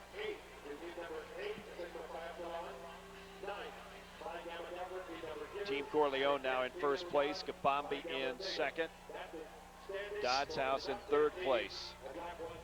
But sitting fourth out there in the pack, looks like the 3 leaders trust Team SIGAP enough to let them in and work with them. Even though they indeed are not on the lead lap, but this group is working together, and Major Taylor is fifth in that group, and behind them, Akhtoum. Looks like our leaders are very comfortable right now. Luke Eisenbarger, our ITT winner, scoots out to the side, and Team Gafambi pulls right through. Right now in the race, I don't know, Dave Blaze, you can analyze this as well, but right now you're just essentially trying to eat up some laps. You had your best rider on early. Between lap 100 and lap 150, you can put maybe 3 and 4 riders on there. Well, this is sort of just a chance to be a little more conservative and sort of recoup your energy for the last push as you approach the end of the race. And we may end up with a scramble to the line, or it could, of course, end up in a sprint finish. But it certainly is it's a much more simplified situation with 3 teams now that are in contention. Yes, it is. It's going to be interesting for me to see if the Corleones are on the lead lap at the end. Are they going to go with their veteran, Daniel Burns, or are they going to let the rookie who did quite well in missing out, which is a sprinter's race, Luke Eisenberger, are they going to let him sprint at the end? Well, here's the thing: as you come down to the end, if you have a rider who's strong enough that you can leave him on for the last 15 laps or 20 laps of the race, and then he's out there, he can pick apart the other team or the other 2 teams based upon their exchanges, and perhaps lead this thing into a scramble to the finish rather than having to put it into a sprint finish. Which we've seen some of that in recent years with some of the wins where teams have made courageous attacks near the end of the race and just literally torn things open. Yeah, you certainly have to think about the Fidelts in 96, going with about 10 laps to go, establishing a gap and just holding that. A well-balanced team like the Corleones with 4 riders in the top 10 in the ITTs, you might look at them to do something similar to that, maybe attack at lap 180, at lap 190. Well, I think our indicator will be if we get down to the end of the race and we see frequent exchanges by the leading teams, then it's probably going to lead to a sprint finish. But if we can see teams that are leaving people on and leaving them out there to finish the race, similar to what we saw yesterday in the women's race, it may just be one of those things where seize your opportunities when they unfold for you. 127 laps into the men's Little 500, and Team Corleone is your leader. In second place, it is Gafambi. Third place, Dodds House. You're seeing a screenshot of Corleone's. That's Sigeb actually sitting second, Gafambi in third, and as Dave said, Dodds House in fourth. That's Craig Lukens on the bike for Dodds House. Had a great showing in ITTs. The young rookie came out at third spot, which is quite impressive. Corleone Exchange, as you see, they led going in. Now Dodds House in third place, but in the pack sitting fourth. And now that will obviously change with the exchange there. But you see Dodds House with that Sigep rider. Sigep rider looks to be establishing a little ground between himself and the Corleones. Although the Corleones are chasing quite quickly, I think you'll see them back together. Yes, it is. We have Dodds House off the front. Leading. Then it's the Corleones and Gafambi. There's a little distance between those 3 teams now. And Acacia has fallen off. So you're looking at Dodds House with their head down, trying to establish a little distance between them and the second place team, the Corleones.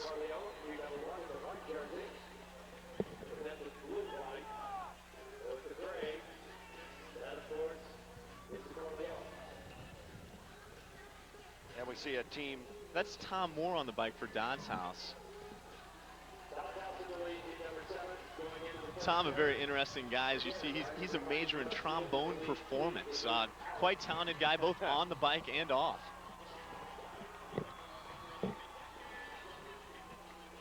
I like it.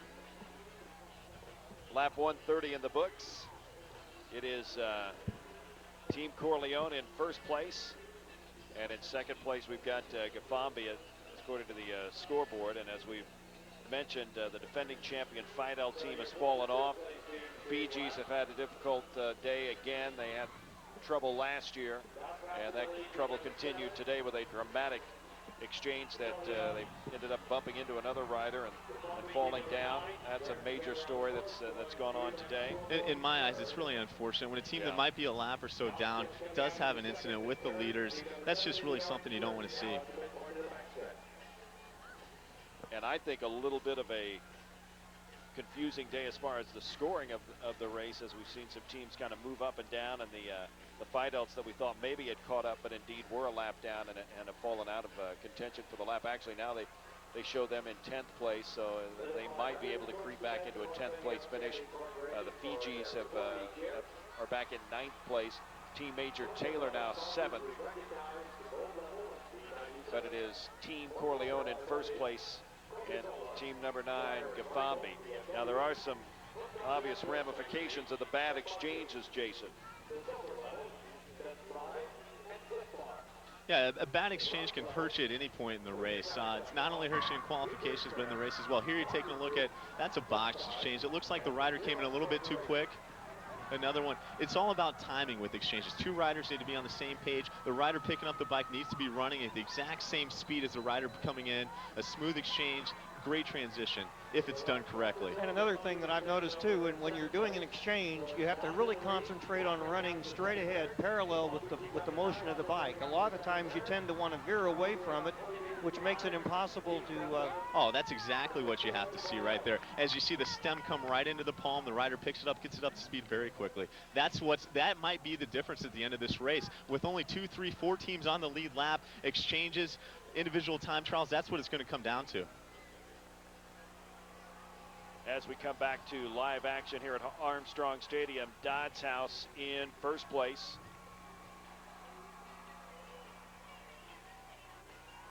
And we look for Team Corleone. They're about a turn away there. Looks like that's Gafambi on the outside, moving up, trying to catch up with our leaders, Dodds House. That's Mike Rubin on the bike for Gafambi.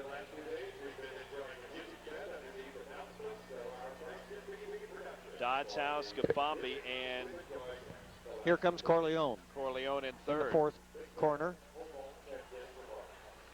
Dodds House exchange here.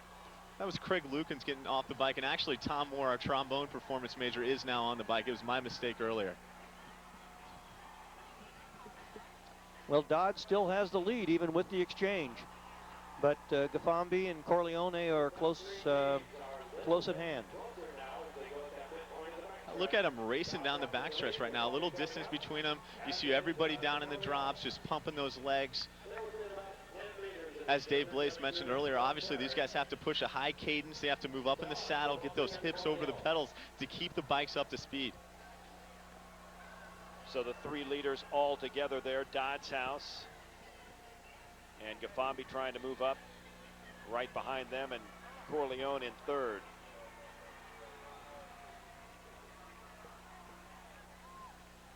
That's Acacia you can see chasing right now. They're going to have a little ground to make up. They're our fourth place team. They're trying to get back together with our leaders. Actually, they're running the, Acacia runs a risk of being a lap down. Yes, Acacia right now shown in 5th place, and in 10th or in 4th place it's team number 10, Phi Kappa Phi, who just came in for an exchange. Looks like Pi Kappa Phi and Acacia are close together, but still off our leaders, sitting in 4th and 5th place. Dodds House listed as the leader after lap number 130, so Dodds House in their 50th race looks to make it a special one. You look back at the history and they still remember 1986, the year they did not make it.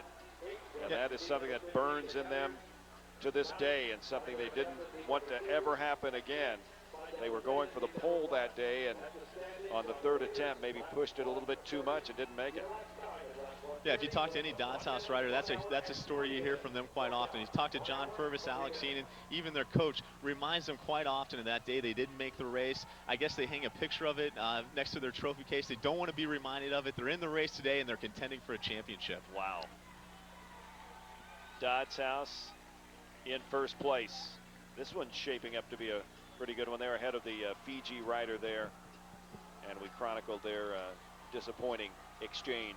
A collision actually before the exchange. We saw the good exchange and the bad exchange. They never got to that point, and it took them out of the race. Looks like Corleone's, that's Chris Irk on the bike going for a sprint out, establishing a little gap. When they come around this time, it will be the end of lap number 140. 60 laps to go in the little 500, and it is getting a little bit cool here today. As we see, it is Dodds House leading. And Dodds House is coming in for an exchange. That's Corleone's rider getting on the bike. He's going to try to work back in with the leaders. Dodds House exchange. See, that was a great gap by the Corleone's rider. It allows the next rider to get back on, really not have to chase much, and drift right back together with the leaders. Yes, and if you've been standing in the pit and then suddenly have to get on the bike and go all out to get back into the lead group, it's difficult to do. So once you get on the bike and you start pedaling for a little while, things are loosened up and you're back into it. But 1, 2, 3, Dodds House, Gafambi, and Corleone. Team Corleone. It's the first year for Gafambi, and they've got to be pretty happy with the way this thing's going right now. In their first year, they do have some experienced riders. Both Mike Rubin, John Grant rode last year for Beta Theta Pi. They finished 4th last year, so look for them to maybe do well in this year's race. Jeremy James, a former Delta Chi rider, all with experience, could be someone to contend with. Well, the same can be said for Team Corleone, the reconstituted team basically made up of former SAE riders, and they also are experienced, and they seem to be showing it today. And the real story for the former Sigma Alpha Epsilons, now the Corleones, they always do well in the series events. Today, they're transferring it over to the race. Yes, they haven't had really the success in the race as they've demonstrated in qualifications. They've always been a strong qualifier, and now, of course, since the other events are being offered, why they've done well in those as well. The other events are indeed important, but I think it all really comes down to today and the little 500. I think what they'll remember is who won today. Here's a Dot House exchange. You see Brad Davies getting back on the bike.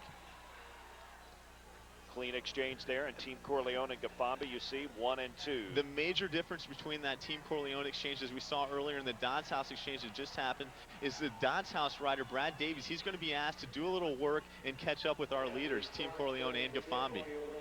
And of course, as the race comes down to the end, effort that you have to waste at this stage of the race to get back into the race could be the telling factor.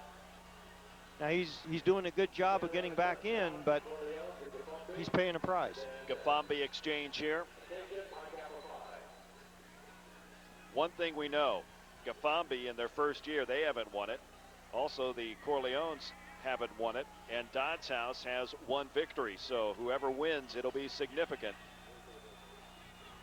We're coming up about 3/4 of the way through, lap 144 complete. You see Team Corleone by themselves now in front, Dodds House in second, Gafambi in third. The 52nd running of the Little 500 here at Bill Armstrong Stadium will return in a moment on Insight. Look at Hancock coming into turn 3. Looks like he's got about a bike and a half on Sharp, but now look, they're tightening it up, going into turn 4.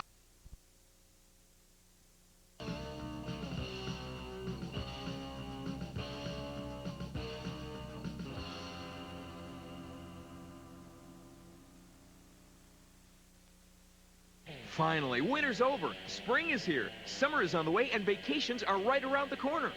At Raw Chevrolet Mazda, anytime is a great time to buy a used car, especially now. You can save big on hundreds of used cars priced lower than ever. For instance, a 2000 Chevy Cavalier for $89.95, or a 2000 Chevy Blazer 4x4 for $15,995. Raw Chevrolet Mazda, where you always have the lowest price, great selection, and award-winning service.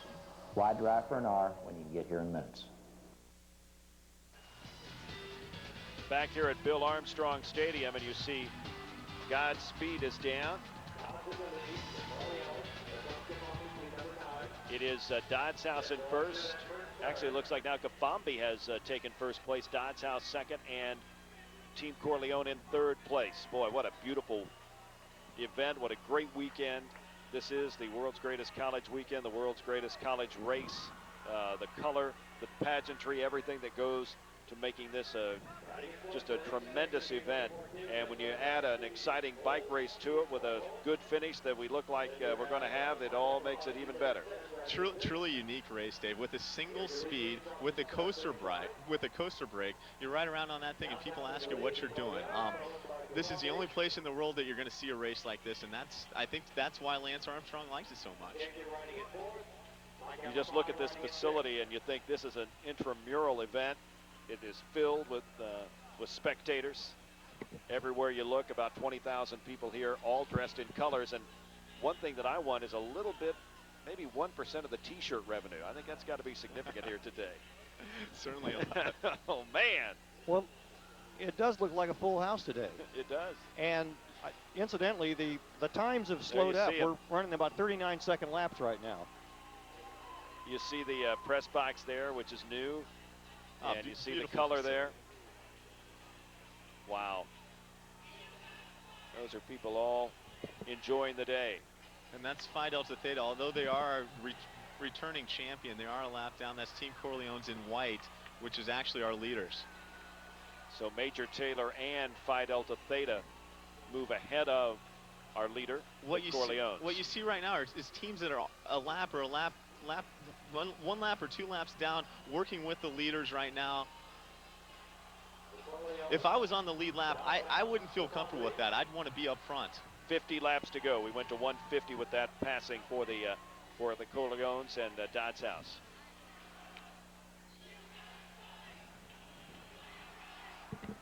Well, the thing is, though, Jason, if now there goes a move by Major Taylor, and he's really accelerated.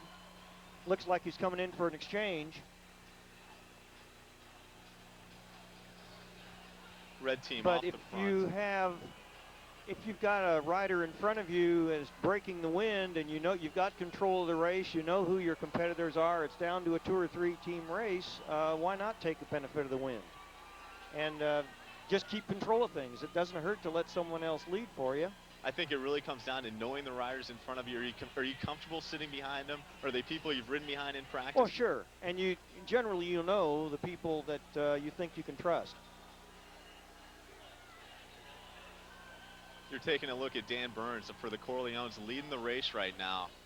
Obviously a strong showing by them.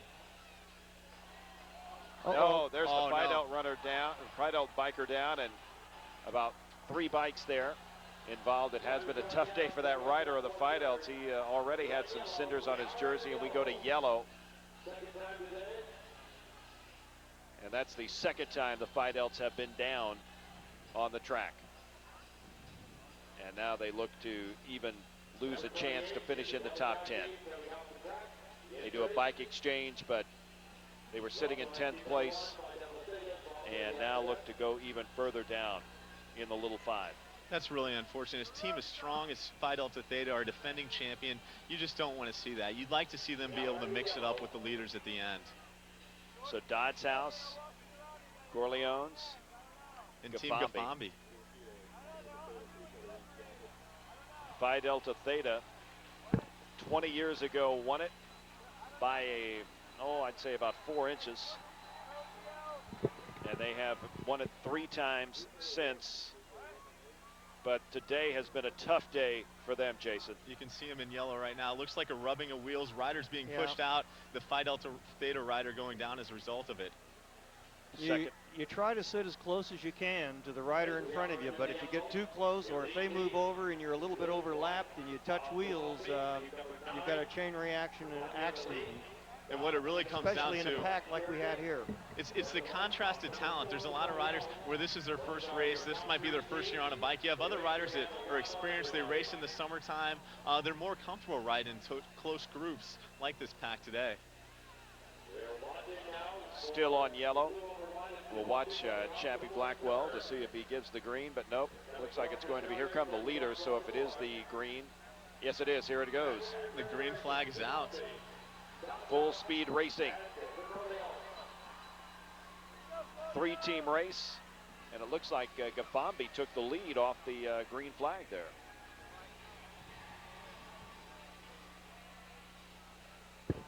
Gafambi, Dodds House, and the Corleones. The speed always picks up coming out of that yellow flag as you see John Grant on the bike for Gafambi hammering away.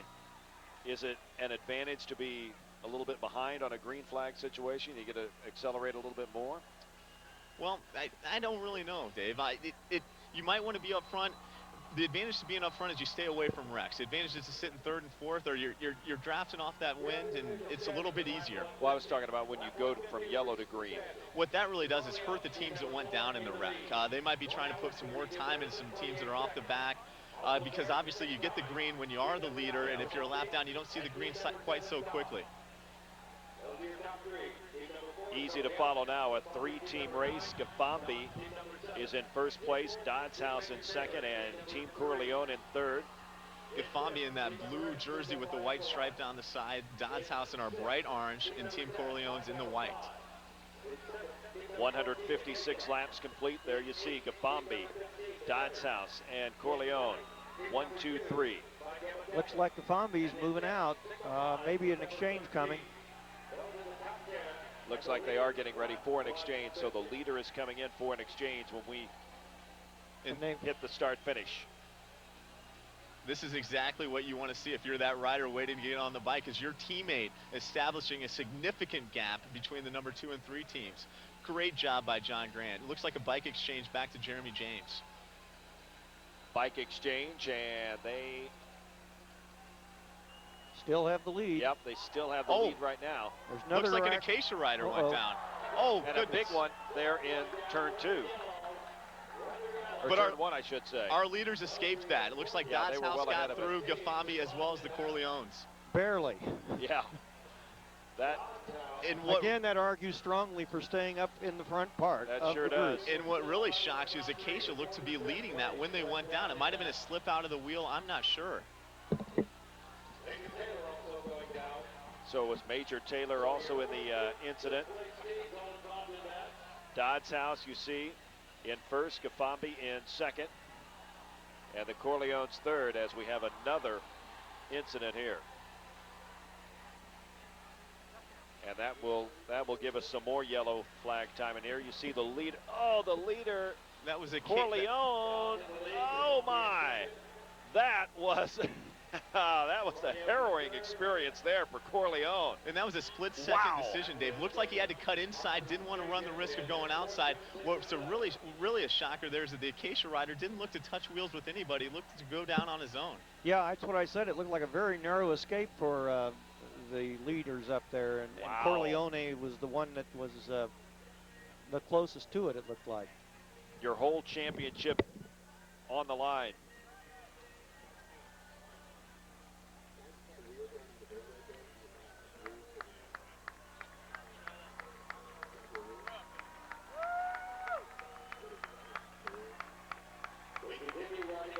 Team Major Taylor was involved in the incident in turn one.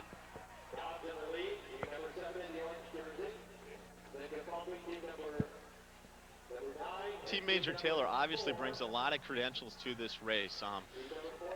With some experience from velodrome racing, I think what they're finding out today is that Little 5 is a unique event. Experience on the velodrome might not transfer quite so easily over to the Little 5 track. Let's see it again. You see the leaders. And let's watch Team Corleone, the team in white, just barely make it through. Pretty big pile up there. And close to losing it there. Lap 159, and we are still under yellow here. About 60 laps to go here, 200 laps, 50 miles, or with the track being a little bit over a quarter of a mile, maybe 51 miles, and now it's green flag racing. Dodds House, Gafambi, and Corleone.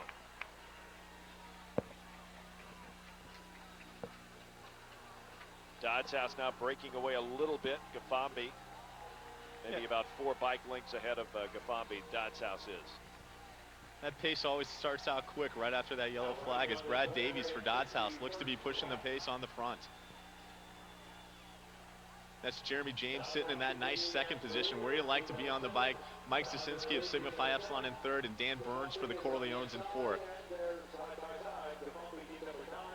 161 completed. We have had some dramatic events here. The Fiji difficulty. Fidelts have been down twice. Corleones barely escaped. As right now you're taking a look at both the Fidelts, and it looks to me as Team Cutter as well as Team Major Taylor both kind of struggling today, facing a lap or two down at this point. Major Taylor right now, the Team Major Taylor in third or in fourth place, I should say, just off the lead lap. You see Dodds and the Corleone. Gafambi. Now they really bunch up there as they head into turn number 2. So Dave Blaze, this is going to be an exciting finish. We got Team Gafambi, the Corleones, and Dodds House. Who do you like if this comes to a sprint at the end? Well, I really don't know the personnel on these teams well enough, Jason. You probably have a better sense of that than I do. And it's anyone's guess as far as I'm concerned. Corleone is, well, in fact, they've all shown a lot of strength all day long. They've all shown speed. What do you think? Well, in my eyes, you can look at missing out results. You can look at how riders race in the summer. Do they have experience on the bike? I think with the Corleones' depth, Luke Eisenbarger coming in second and missing out, Dan Burns with a lot of experience, they might be my favorite going into the end. John Grant of Team Gafambi, you got to look at him to be on the bike as well. He was in the finals and missing out. It's going to be an exciting sprint finish. Certainly can't count out Dodds House as well, with Craig Lukens finishing third in ITTs and Brad Davies, That's a very true. experienced rider. And when do these sprinters take the track? That's what lap? That is the ultimate question, Yeah. Dave. Typically, I see them coming on lap 188, lap 190, lap 185, somewhere in that time frame. A lot of times you cue off other teams. You go in for an exchange when they do, and you counter that. So you look at the ITT. Number 1, Luke Eisenbarger. He's with the Corleones. Number 3, Craig Lukens with Dodds House. And number 4, John Grant with Gafambi. And also Tom Moore for Dodds House with finished 5th in those ITTs. And you look at Burns, Seal, and Erk with the Corleones, 6, 7, and 8. That's, you got a lot to choose from there for the Corleones. The one thing we don't know is how these guys are feeling. And, you know, you may have a pre-race strategy or even a strategy that seems to be unfolding during the race, but when you get down to those last 15, 20 laps of the race, sometimes you've just sort of got to do what you can do, and it may be something different than what you had originally planned. Yeah. I can remember some years when you have people that were designated as the sprinters for the end of the race, and then when you get down to the last 10 laps, here they are sitting in the pits all cramped up, and someone else ends up having to ride the sprint. So I've always thought of this race as sort of like being a road race on a track, in the sense that you sit out there and you sort of make your move, pick apart the competitors as you can go,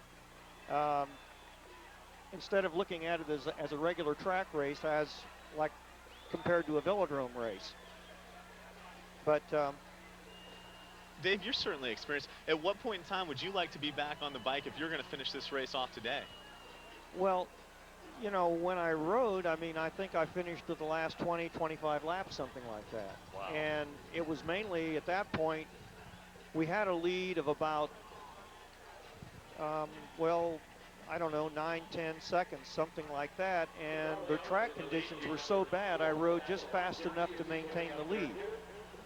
So it didn't really come down to a sprint finish. Well, we certainly saw a great finish to the women's race with Jen Wangeren taking the lead just about at the start of the last lap and well into the lead at the first turn, and it looks like it's going to be another 3-team finish here. Here comes Gafambi in for an exchange. Let's watch this. This is Mike. Oh, and they fumble it just a little bit. That's going to cost them. Ruben's going to have to chase ever so much just to catch back up with our leaders, Dodds House and the Corleones. Well, this exchanging business, as we come down to the end, is going to become more and more of a factor. Yes. This wouldn't be the first time if a team loses an exchange or loses the race based upon a bad exchange in the last few laps of the race. Dodds House coming in for an exchange.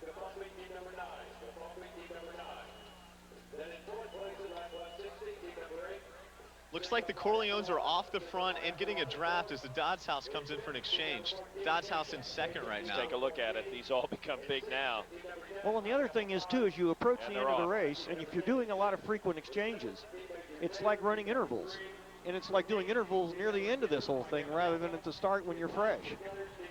So there's a much greater error, a chance for error on boggled exchanges. And yeah, it's certainly a lot easier to do an exchange when you're fresh as opposed to when you're tired. When you're bringing that bike in and your head's down and you're dripping sweat, it adds a whole new element to this ball game. Lap 170 is coming up. Dodds House, Gafambi. Oh, a picture-perfect exchange by the Corleones. You're going to see them fall right back into place as our leaders. Well, what strategy do you like as you approach the end of the race, Jason, if you were out there? It comes down to, with only 3 teams on the lead lap, you have to cue off the other teams. If you see the other team going in for an exchange, you grab their wheel, you try to follow them out, and you can't give them anything. So would you like to be on the bike with 10 to go, or 15 to go, or 5 to go, or just what? Ideally, I think I'd like to be on there with about 10 to go. That would be the sprint. That would be about 2.5 miles. Yes, we've got, as we look at the leader, it is Team Corleone. In second place, Dodds House, just barely ahead of Gafambi in third place. And now Gafambi coming up on the inside of them and taking second place. Team Corleone with a pretty good lead right now. Well, realistically, though, when you say sprint in this race here, you're riding a low gear. So you really, 200 meters or even less is really your sprint distance, because you're going to be spun out. You're going to have reached your top speed. And, you know, once you've done that, that's it. I mean, you hope that you're moving at your maximum speed when you hit the line. You're exactly right, Dave Blaze. And unlike a regular road race where you can wait till the end and maybe get out of your saddle with that last effort, Little 5 tends to be typically a race that's won going into turn 3. And I think that's exactly what we're going to see this year if it does come down to a sprint. What you see right now, you see Team Corleones who are kind of working with some other teams that are a lap down and establishing a little distance between our second and third place team, both Dodds House and Gafambi. Team Corleone has the benefits of sitting with these good riders and catching a little draft right now. Gafambi now in second place, and they're a good third lap down. This looks to be not really a move, but just kind of happened by chance. It happened that the Corleones were up with another group of riders, and Gafambi and Dodds House were a little ways back. But this is the part about paying attention to what's going on and taking advantage of opportunities. And especially at this stage of the race, that's crucial. 174 laps have been completed with this Corleone finish. I tell you what, our second and third place teams are looking at a straightaway right now, as that's Luke Eisenbarger on the bike for Corleones, really establishing quite a lead. With only 25 to go, you got to look at this as a significant move. Yes, and they may very well try to make this stick. And it's one of those things where if you're not focused exactly on what's going on around you, something like this can happen, where you sort of sneak away, and by the time you realize what's happened, it may be too late. It's too late, and that's a bike race. The Corleones have about a straightaway lead, maybe even more. And now here they come in for an exchange. It's a bike to bike. Let's see how this one goes. You see the touch of hands. Now, if their coaches are on the ball, these guys should know exactly what their situation is, and here comes a Dodds House exchange. So that sort of breaks up the efficiency of chasing with Gafambi. So Gafambi now in second place. The Corleones in first place. In third place, it's Dodds House. But see, the Corleones are satisfied to just sit on. They're not really going for it all out here. Well, maybe he is. Yeah, he is now. Yeah, they've got almost a half-lap lead now on Dodds House. In a race like this, with it being an individual time trial, you got to like the Corleones, placing 4 guys in the top 10 in ITTs. I think this definitely favors them. I think you're right, Jason. How did they do in the team pursuit? As we see, Dodds House was canceled this year, Dave, unfortunately due to weather. Dodds House looks to be chasing quite furiously. Yeah, you're right, Dave. Team pursuit's typically like the true sign of how strong a team is. Unfortunately, it was canceled this year due to weather. It's almost a half-lap lead for Team Corleone as they finish 177. Well, this is the moment of truth for Dodds House and Gafambi, and this of course can change the whole complexion of how this race strategy will unfold as we approach the end. Gafambi sits in third. You're looking at Corleones off the front right now, kind of right behind, or actually in front of Pi Kappa Phi. You might see them work together a little bit. He might trade pulls. Team Corleone having their way with this race right now. Wow, they are really smoking. And they are going to go in for an exchange.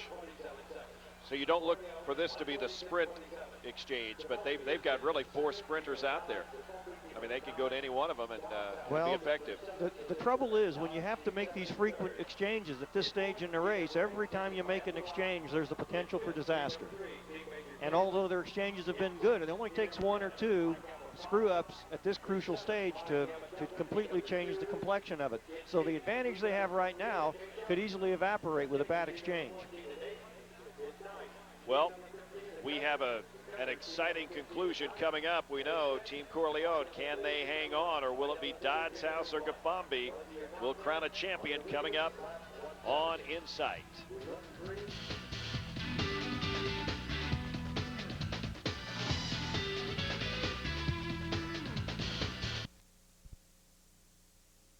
Also favors Team Corleone is the fact that Dodds House and Gafambi are separated. They cannot work together. There's a gap between them. There's a Dodds House exchange. That now may change. But here in these previous laps, they haven't been able to work effectively to chase down Corleone. You're exactly right, Dave. And the strength of the Corleone's team right now is being exposed as you see Chris Urk just off the front, hammering away, giving it all he's got. They're going at this 100%, trying to make this stick. They're not going to let up one bit. Exchange coming in. And look at that Corleone pit. Dan Burns out there saying, keep going, go for it. That's it. Well, maybe you don't. Do you not even want to risk an exchange? I mean, at this point, you've got this kind of a lead. It's a go for broke type thing. I mean, you put all your eggs in this basket. If it fails, then you're left with an exhausted sprinter to try to ward off. Now it looks like they will exchange this time around. So you really hold your breath. Looks to be Dan Burns coming on the bike. We got to watch this exchange. A lot of things can go wrong, but nothing goes wrong there. Good exchange, but here comes Dodds House. Dodds House, so there's a straightaway difference, just about. And it looks as though Dodds House and Gafambi are together. They can work together. They're back together, so now this could change it again. But the Corleones with a commanding lead here, 183 in the books. Well, we've got a pursuit, 1 against 2. 1 against 2, and certainly a strong Dan Burns on the bike right now.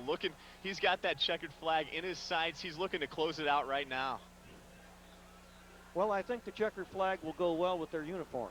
That's right, black and white. 184 laps complete, 16 to go, and the Corleones looking for win number 1. Gafambi in second and Dodds House in third.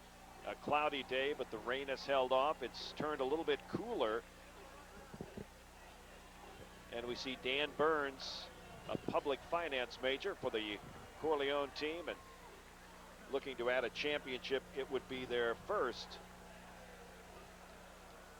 It looks like he's gaining time, too, over Gafambi and Dodds House, because they were about a straightaway behind, and it looks like they're losing ground to Corleone.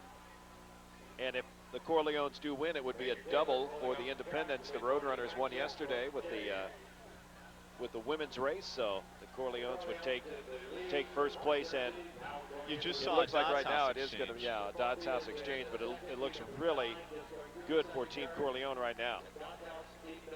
You certainly got to like this. I really look to see Team Corleones do maybe 4, 5, 6 lap sets, try to get a fresh rider out there, because they're not slowing down at all. They're going 80, 90% of their max. They're going all out. Well, it looks like right now it's Corleone's race to lose. You know, they've got no doubt about that.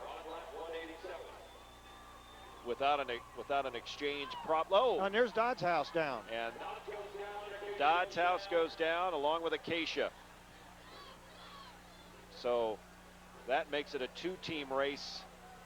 And the 2 teams are separated by about a half a lap. That's the Corleone's rider off to the front right now as Dodds House finds himself in a little bit of trouble. And what you want, if you're the Corleone team, you don't want that to happen. So maybe you do want to stay out by yourself right now with only 13 laps to go. We've seen some leaders really have some difficulty. Fiji's, Fidel's, and there you saw Dodds House take themselves out of any opportunity to win this race with that one. I think if I were riding at this point in the race, I think I would just try to match the speed of the second place team. In other words, just keep my eye on where they are and just... We'll see what happened here with the Dodds House. Hit a wheel. Yeah. Looks like he brushed the wheel of the rider in front, and that was it. Yeah. It was a tough break there for Dodds House, and they will fall back a little bit. We'll see if they can hang on to third place. You see the Corleones, Dan Burns on the bike. But the problem is, too, Jason, at this late stage in the race, and with the track conditions probably have deteriorated somewhat, and everybody's getting tired, and sometimes just being conservative enough, just go fast enough to maintain your interval, especially when you have a healthy lead like they have right now, and, you know, reduce the chances of maybe being caught up in an accident. Yeah, I think you're exactly right, and the Corleones need to be wary of that. They don't want to get mingled up with teams that are a lap, 2, 3, 4 laps down. They want to be by themselves. They want to continue this individual pursuit. As Gafambi's on their own as well. I think the Team Corleones have won themselves a bike race. They're about a half-lap lead off right now. I agree, and I think right now, the way things have unfolded, I would agree with what you said earlier. Lead instead of sitting on somebody. It is Gafambi in second, but they are about a half lap down. And here's an exchange. And there's a rider down on the track, right? That's right. He had to negotiate that Fiji rider. I thought that might be a little difficult, but there's no problem there. They exchange. And if this race were maybe 10 laps longer, they might lap that Gafambi rider. But we're still talking about a half a lap margin. Corleones with a nice following here, and it looks like they're going to be rewarded with a championship. Yeah, you see Dan. You saw Dan Burns down in the pit pumping his fist. He has every right now to go ahead and pump his fist. What we have now is a finish pursuit race. 10 laps to go, and we've got an individual pursuit race between Corleone and Gafambi. They're almost oppositely opposed on the track from one another with 10 to go. 191 laps down, 8 laps to go when Team Corleone hits the mark this time. Team Corleone would be their first victory.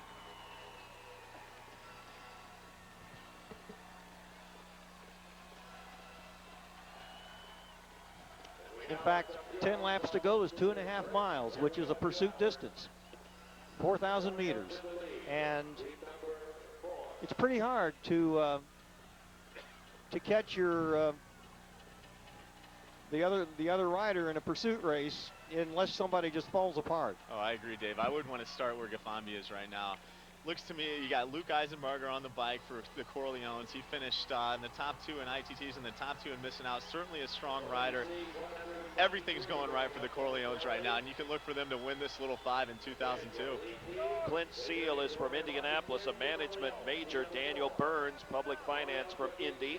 Luke Eisenbarger is also from Indianapolis, a telecom major, and Chris Irk, an accounting major from Avon, Indiana. So they're all up there close together. Avon not too far away from Indy, so not too far for them to travel to visit each other in the off-season and train. I wonder if here we have 2 contending teams, both of which are sort of reconstituted from fraternity houses that have been shut down for various reasons, if that gave them a little bit extra motivation for this today. Oh, it could have. It could have. And you still see the close-knit group. The Corleones, obviously a lot of Sigma Alpha Epsilon fans there today. Their support group, their staff, Jeff Noss and Bill Noss, both former SAE riders. You got to think they're going to celebrate at the SAE house tonight.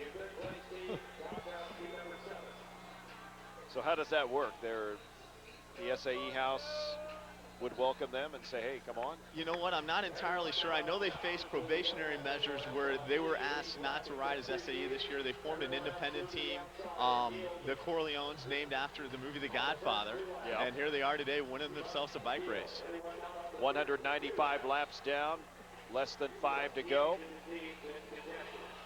That's Team Gafambi you're looking at in second place, trying to close a gap. Looks to me to be insurmountable. With only 5 laps to go, it's going to be a tough effort for John Grant.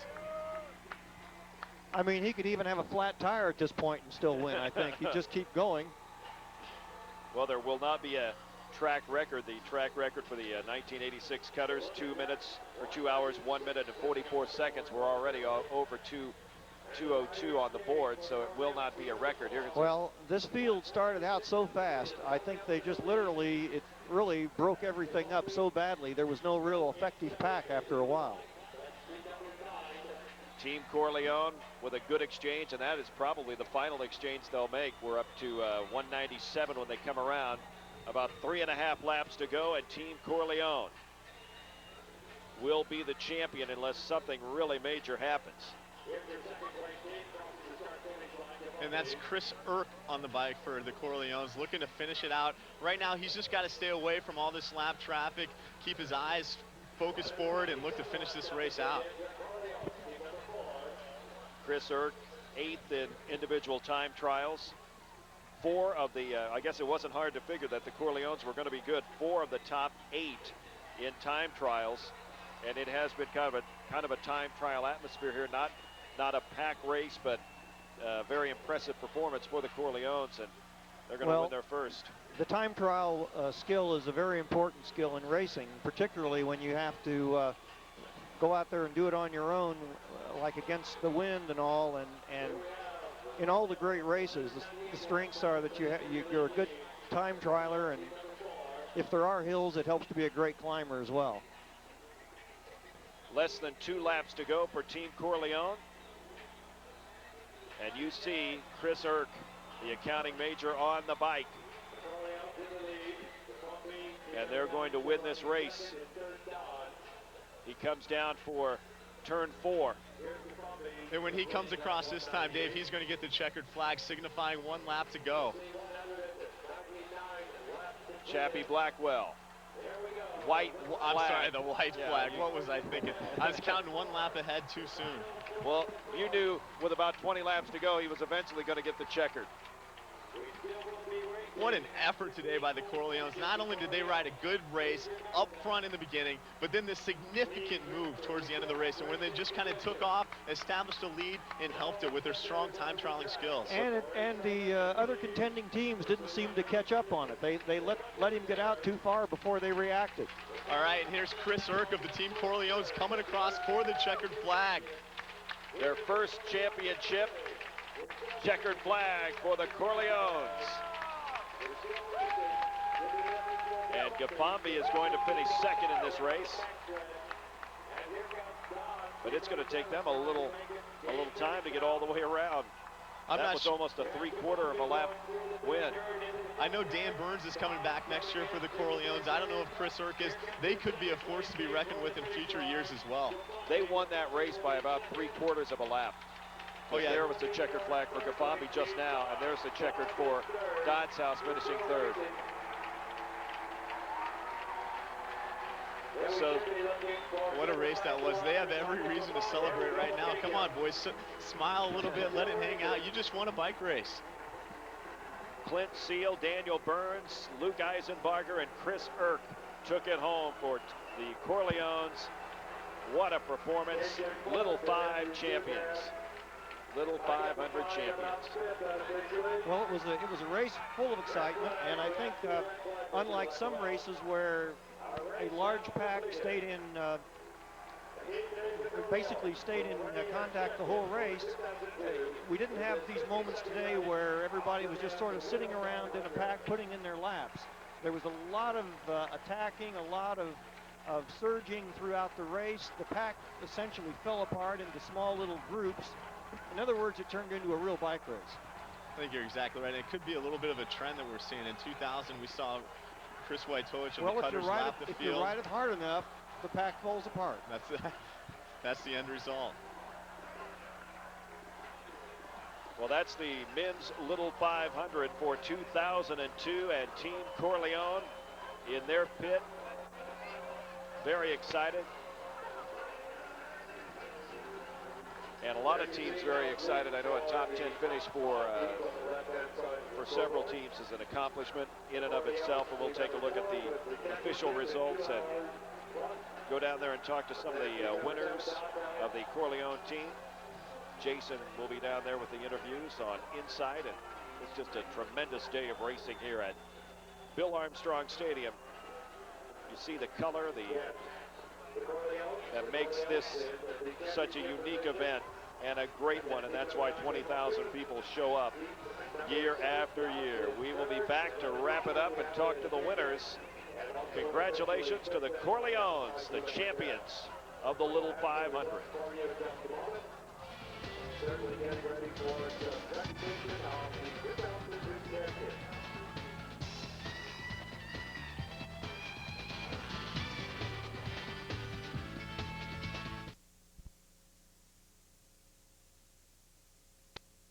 Chris Irk, how do you guys feel right now, Chris?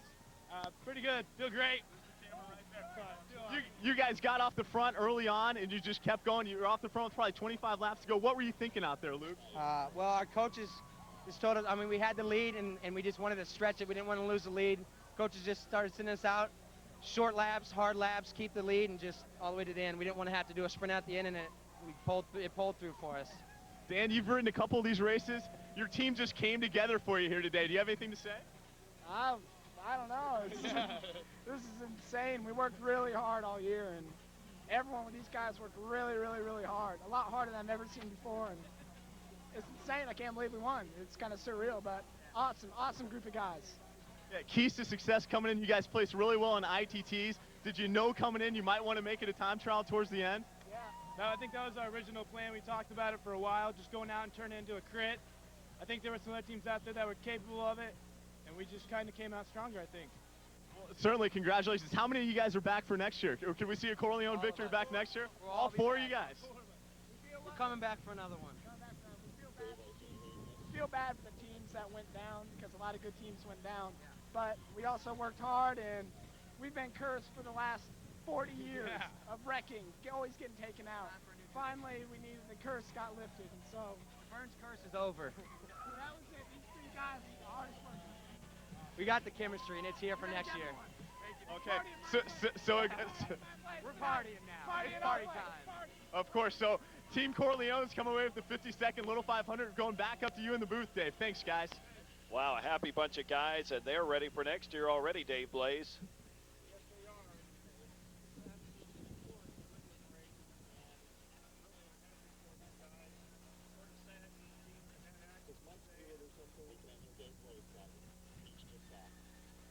Dave Blaze, obviously a happy group of Corleones down there, and we take a look at the top 10 finishers for this race, the unofficial top 10.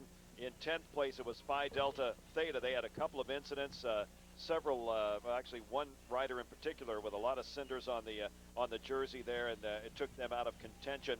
Team Major Taylor finished 9th, Acacia 8th, the Cutters 7th, Phi Gamma Delta 6th, Pi Kappa Phi in 5th, Sigma Pi Epsilon in 4th. It was Dodd's House, who had an incident of their own that took them out of any chance to win late. They finished 2nd.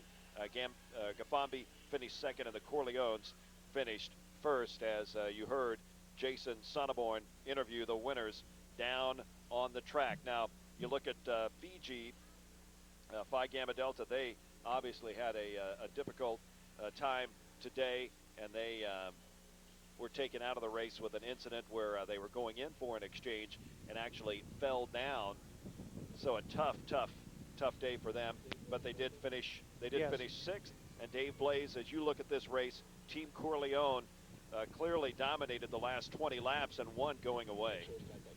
Yes, they were capable. Well, actually, I think were opportunistic. They found themselves out about a third of a lap, and then just capitalized on that. And it seemed like the other contenders, Dodd's House and Gafambi, were slow to react. And by the time that they started the chase, things were pretty much out of hand.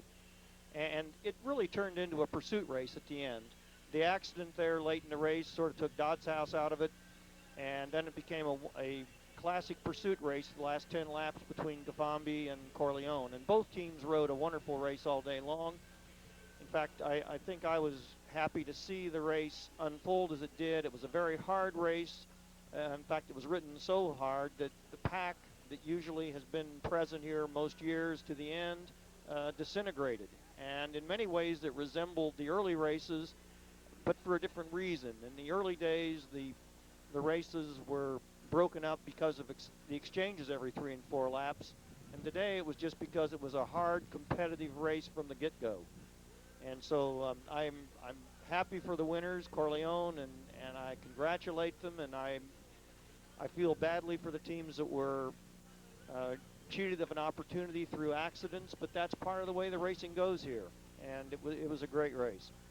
As you see the scene, the crowd filing out and 20,000 people showing up. The Little 500, I think, a very, very nice event as we look at the women's race and Roadrunners winning that. The men's race being taken by the Corleones. The fan interest, obviously, as you look at 30, 35, 40,000 people that attended both days' events, maybe around 30, it's alive and well and going strong here in 2002.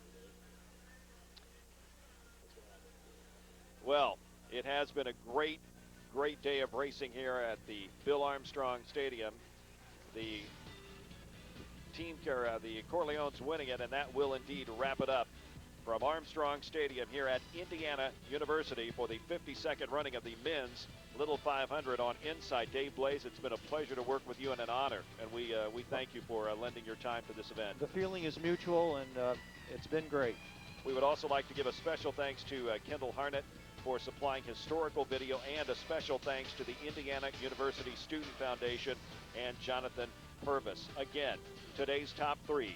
Third place, Dodds House. Second place, Kafambi. And again, we congratulate the 2002 champions, the Corleones. For our entire Insight production team, Dave Blaze and Jason Sonneborn, I'm Dave Peets. God bless you, and goodbye from Bloomington.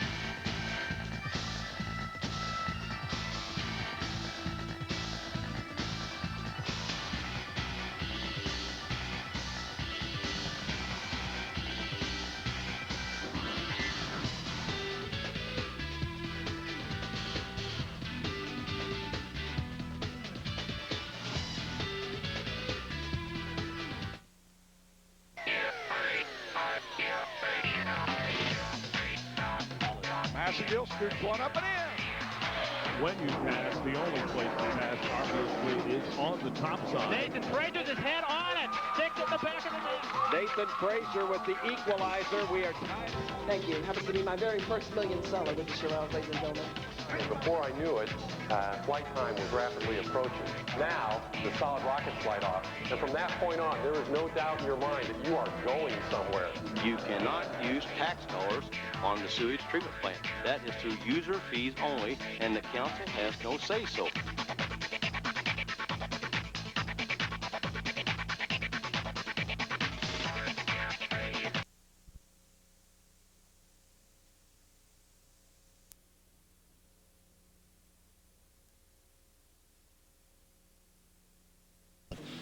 You know.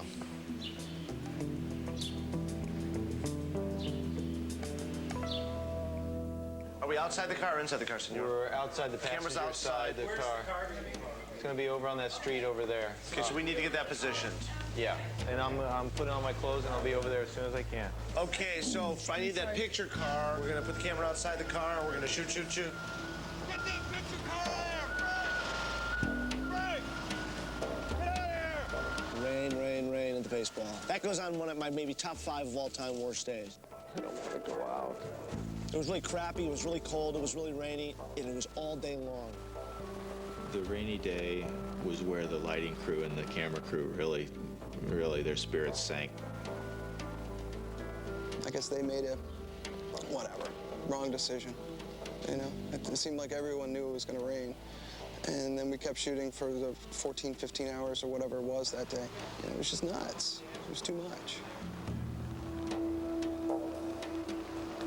And to think we could have been in a nice, warm hospital all day.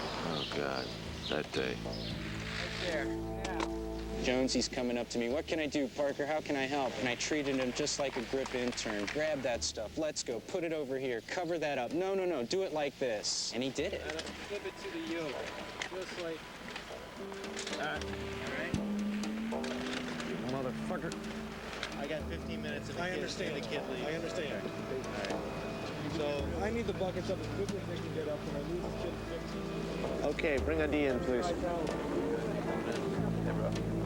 Hey, bro. The call is, we got 8 minutes. Gentlemen, we're going to keep rolling until we have no more film. Here we go. Very quiet, please. Pictures up. Let's go ahead and lock it up. Take a 6 marker. Action. But he wants to do it. No, we promise we're meeting at the synagogue. Oh. It was raining so hard that I think some of the acting moments certainly got lost. We promised we were meeting at the synagogue. No, you're not. Hey, don't worry. But I keep forgetting. Don't worry. Throw me the sides. I'll throw you the line up. All right. All right, let's start it from the very top again. There's just a lot of dumb shit that was happening, and you're sort of like, somebody has to be the person who tones down the dumb quotient. I guarantee you the grip was just laughing.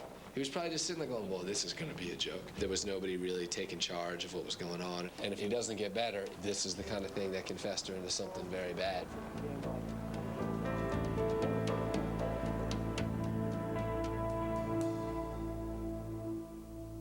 I'm very nervous is the right word to describe how I'm feeling about seeing the dailies.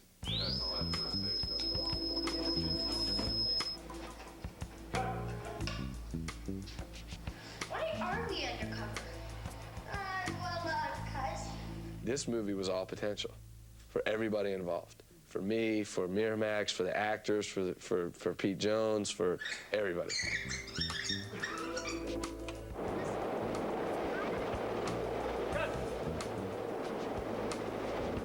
And no matter what you do, reality is nowhere near potential. Never happens.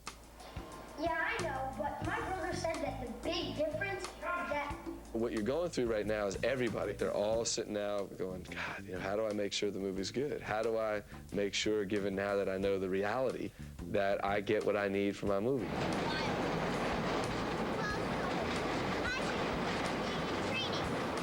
There was a serious plot point in there that I didn't want people to hear. Couldn't have cued that train better. My biggest concern right now is to make a good movie, and I think that for everybody to sort out how they're going to work together, Pete Jones, myself, Jeff, and Chris, and everybody, that does not happen overnight. It just doesn't. Well, I think you could get a word to Michelle, have a conversation with Michelle, and tell Michelle, because she's as green as Jeff, that I don't think the studio's looking to Jeff Bayless to make the calls to get this movie done in any way.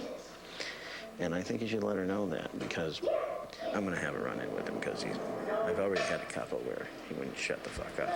And with regard to Jeff's role in the film, I felt that this is a very common dynamic. Somebody for the company placed in the picture, and not necessarily understanding how far they should go or shouldn't go. He has been empowered by Chris to get into everything.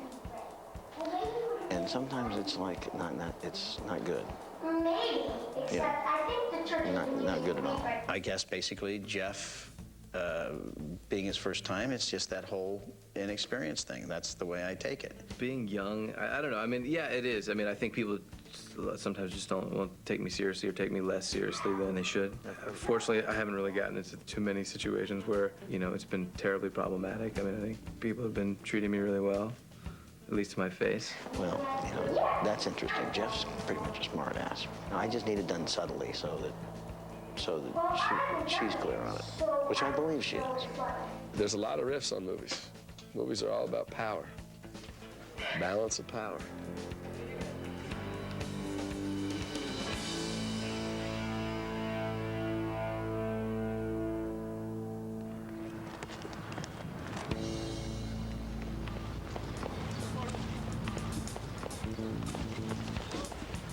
I don't think there is enough leadership. I think between Pat and I, you know, I'm young and I'm not that experienced, and Pat is experienced, but stylistically, I don't know if he melds with everybody on the crew. And it's not going to happen like that. I know it. What? I feel bad, you know. There's a lot of things that we're being asked to do that are just utterly ridiculous. I don't want to move those motorhomes back. I would have to move every single one of them. Frank, you may have to do it. Fucking assholes. Fucking assholes. Ultimately, it's better for, oh wait, it's better for the producers. You wouldn't mind making that call, would you? It was very frustrating because people did seem to be kind of running around with their heads cut off. I said I want to meet and talk about it. Joe! You know, You didn't say it to me. Wait, what's yes, going on? I did. What do you mean? I said I'm going to bring Sam out. We're going to have a meeting. We're standing right here. I didn't say it to me. I didn't hear that. Producers can be an interesting element on set. Every producer's kind of got their own opinion on things, and they want, you know, to get what their vision is. I told you, till you get her to stay, and she'll stay. No, you didn't say you get her to stay. I didn't. No, you didn't say you get her to stay. You never said you get her to stay. I can definitely tell people are totally just pretty fed up. I just feel like telling them all to go fuck themselves. Like, I feel like saying, hey, when was the last time you had a hit movie?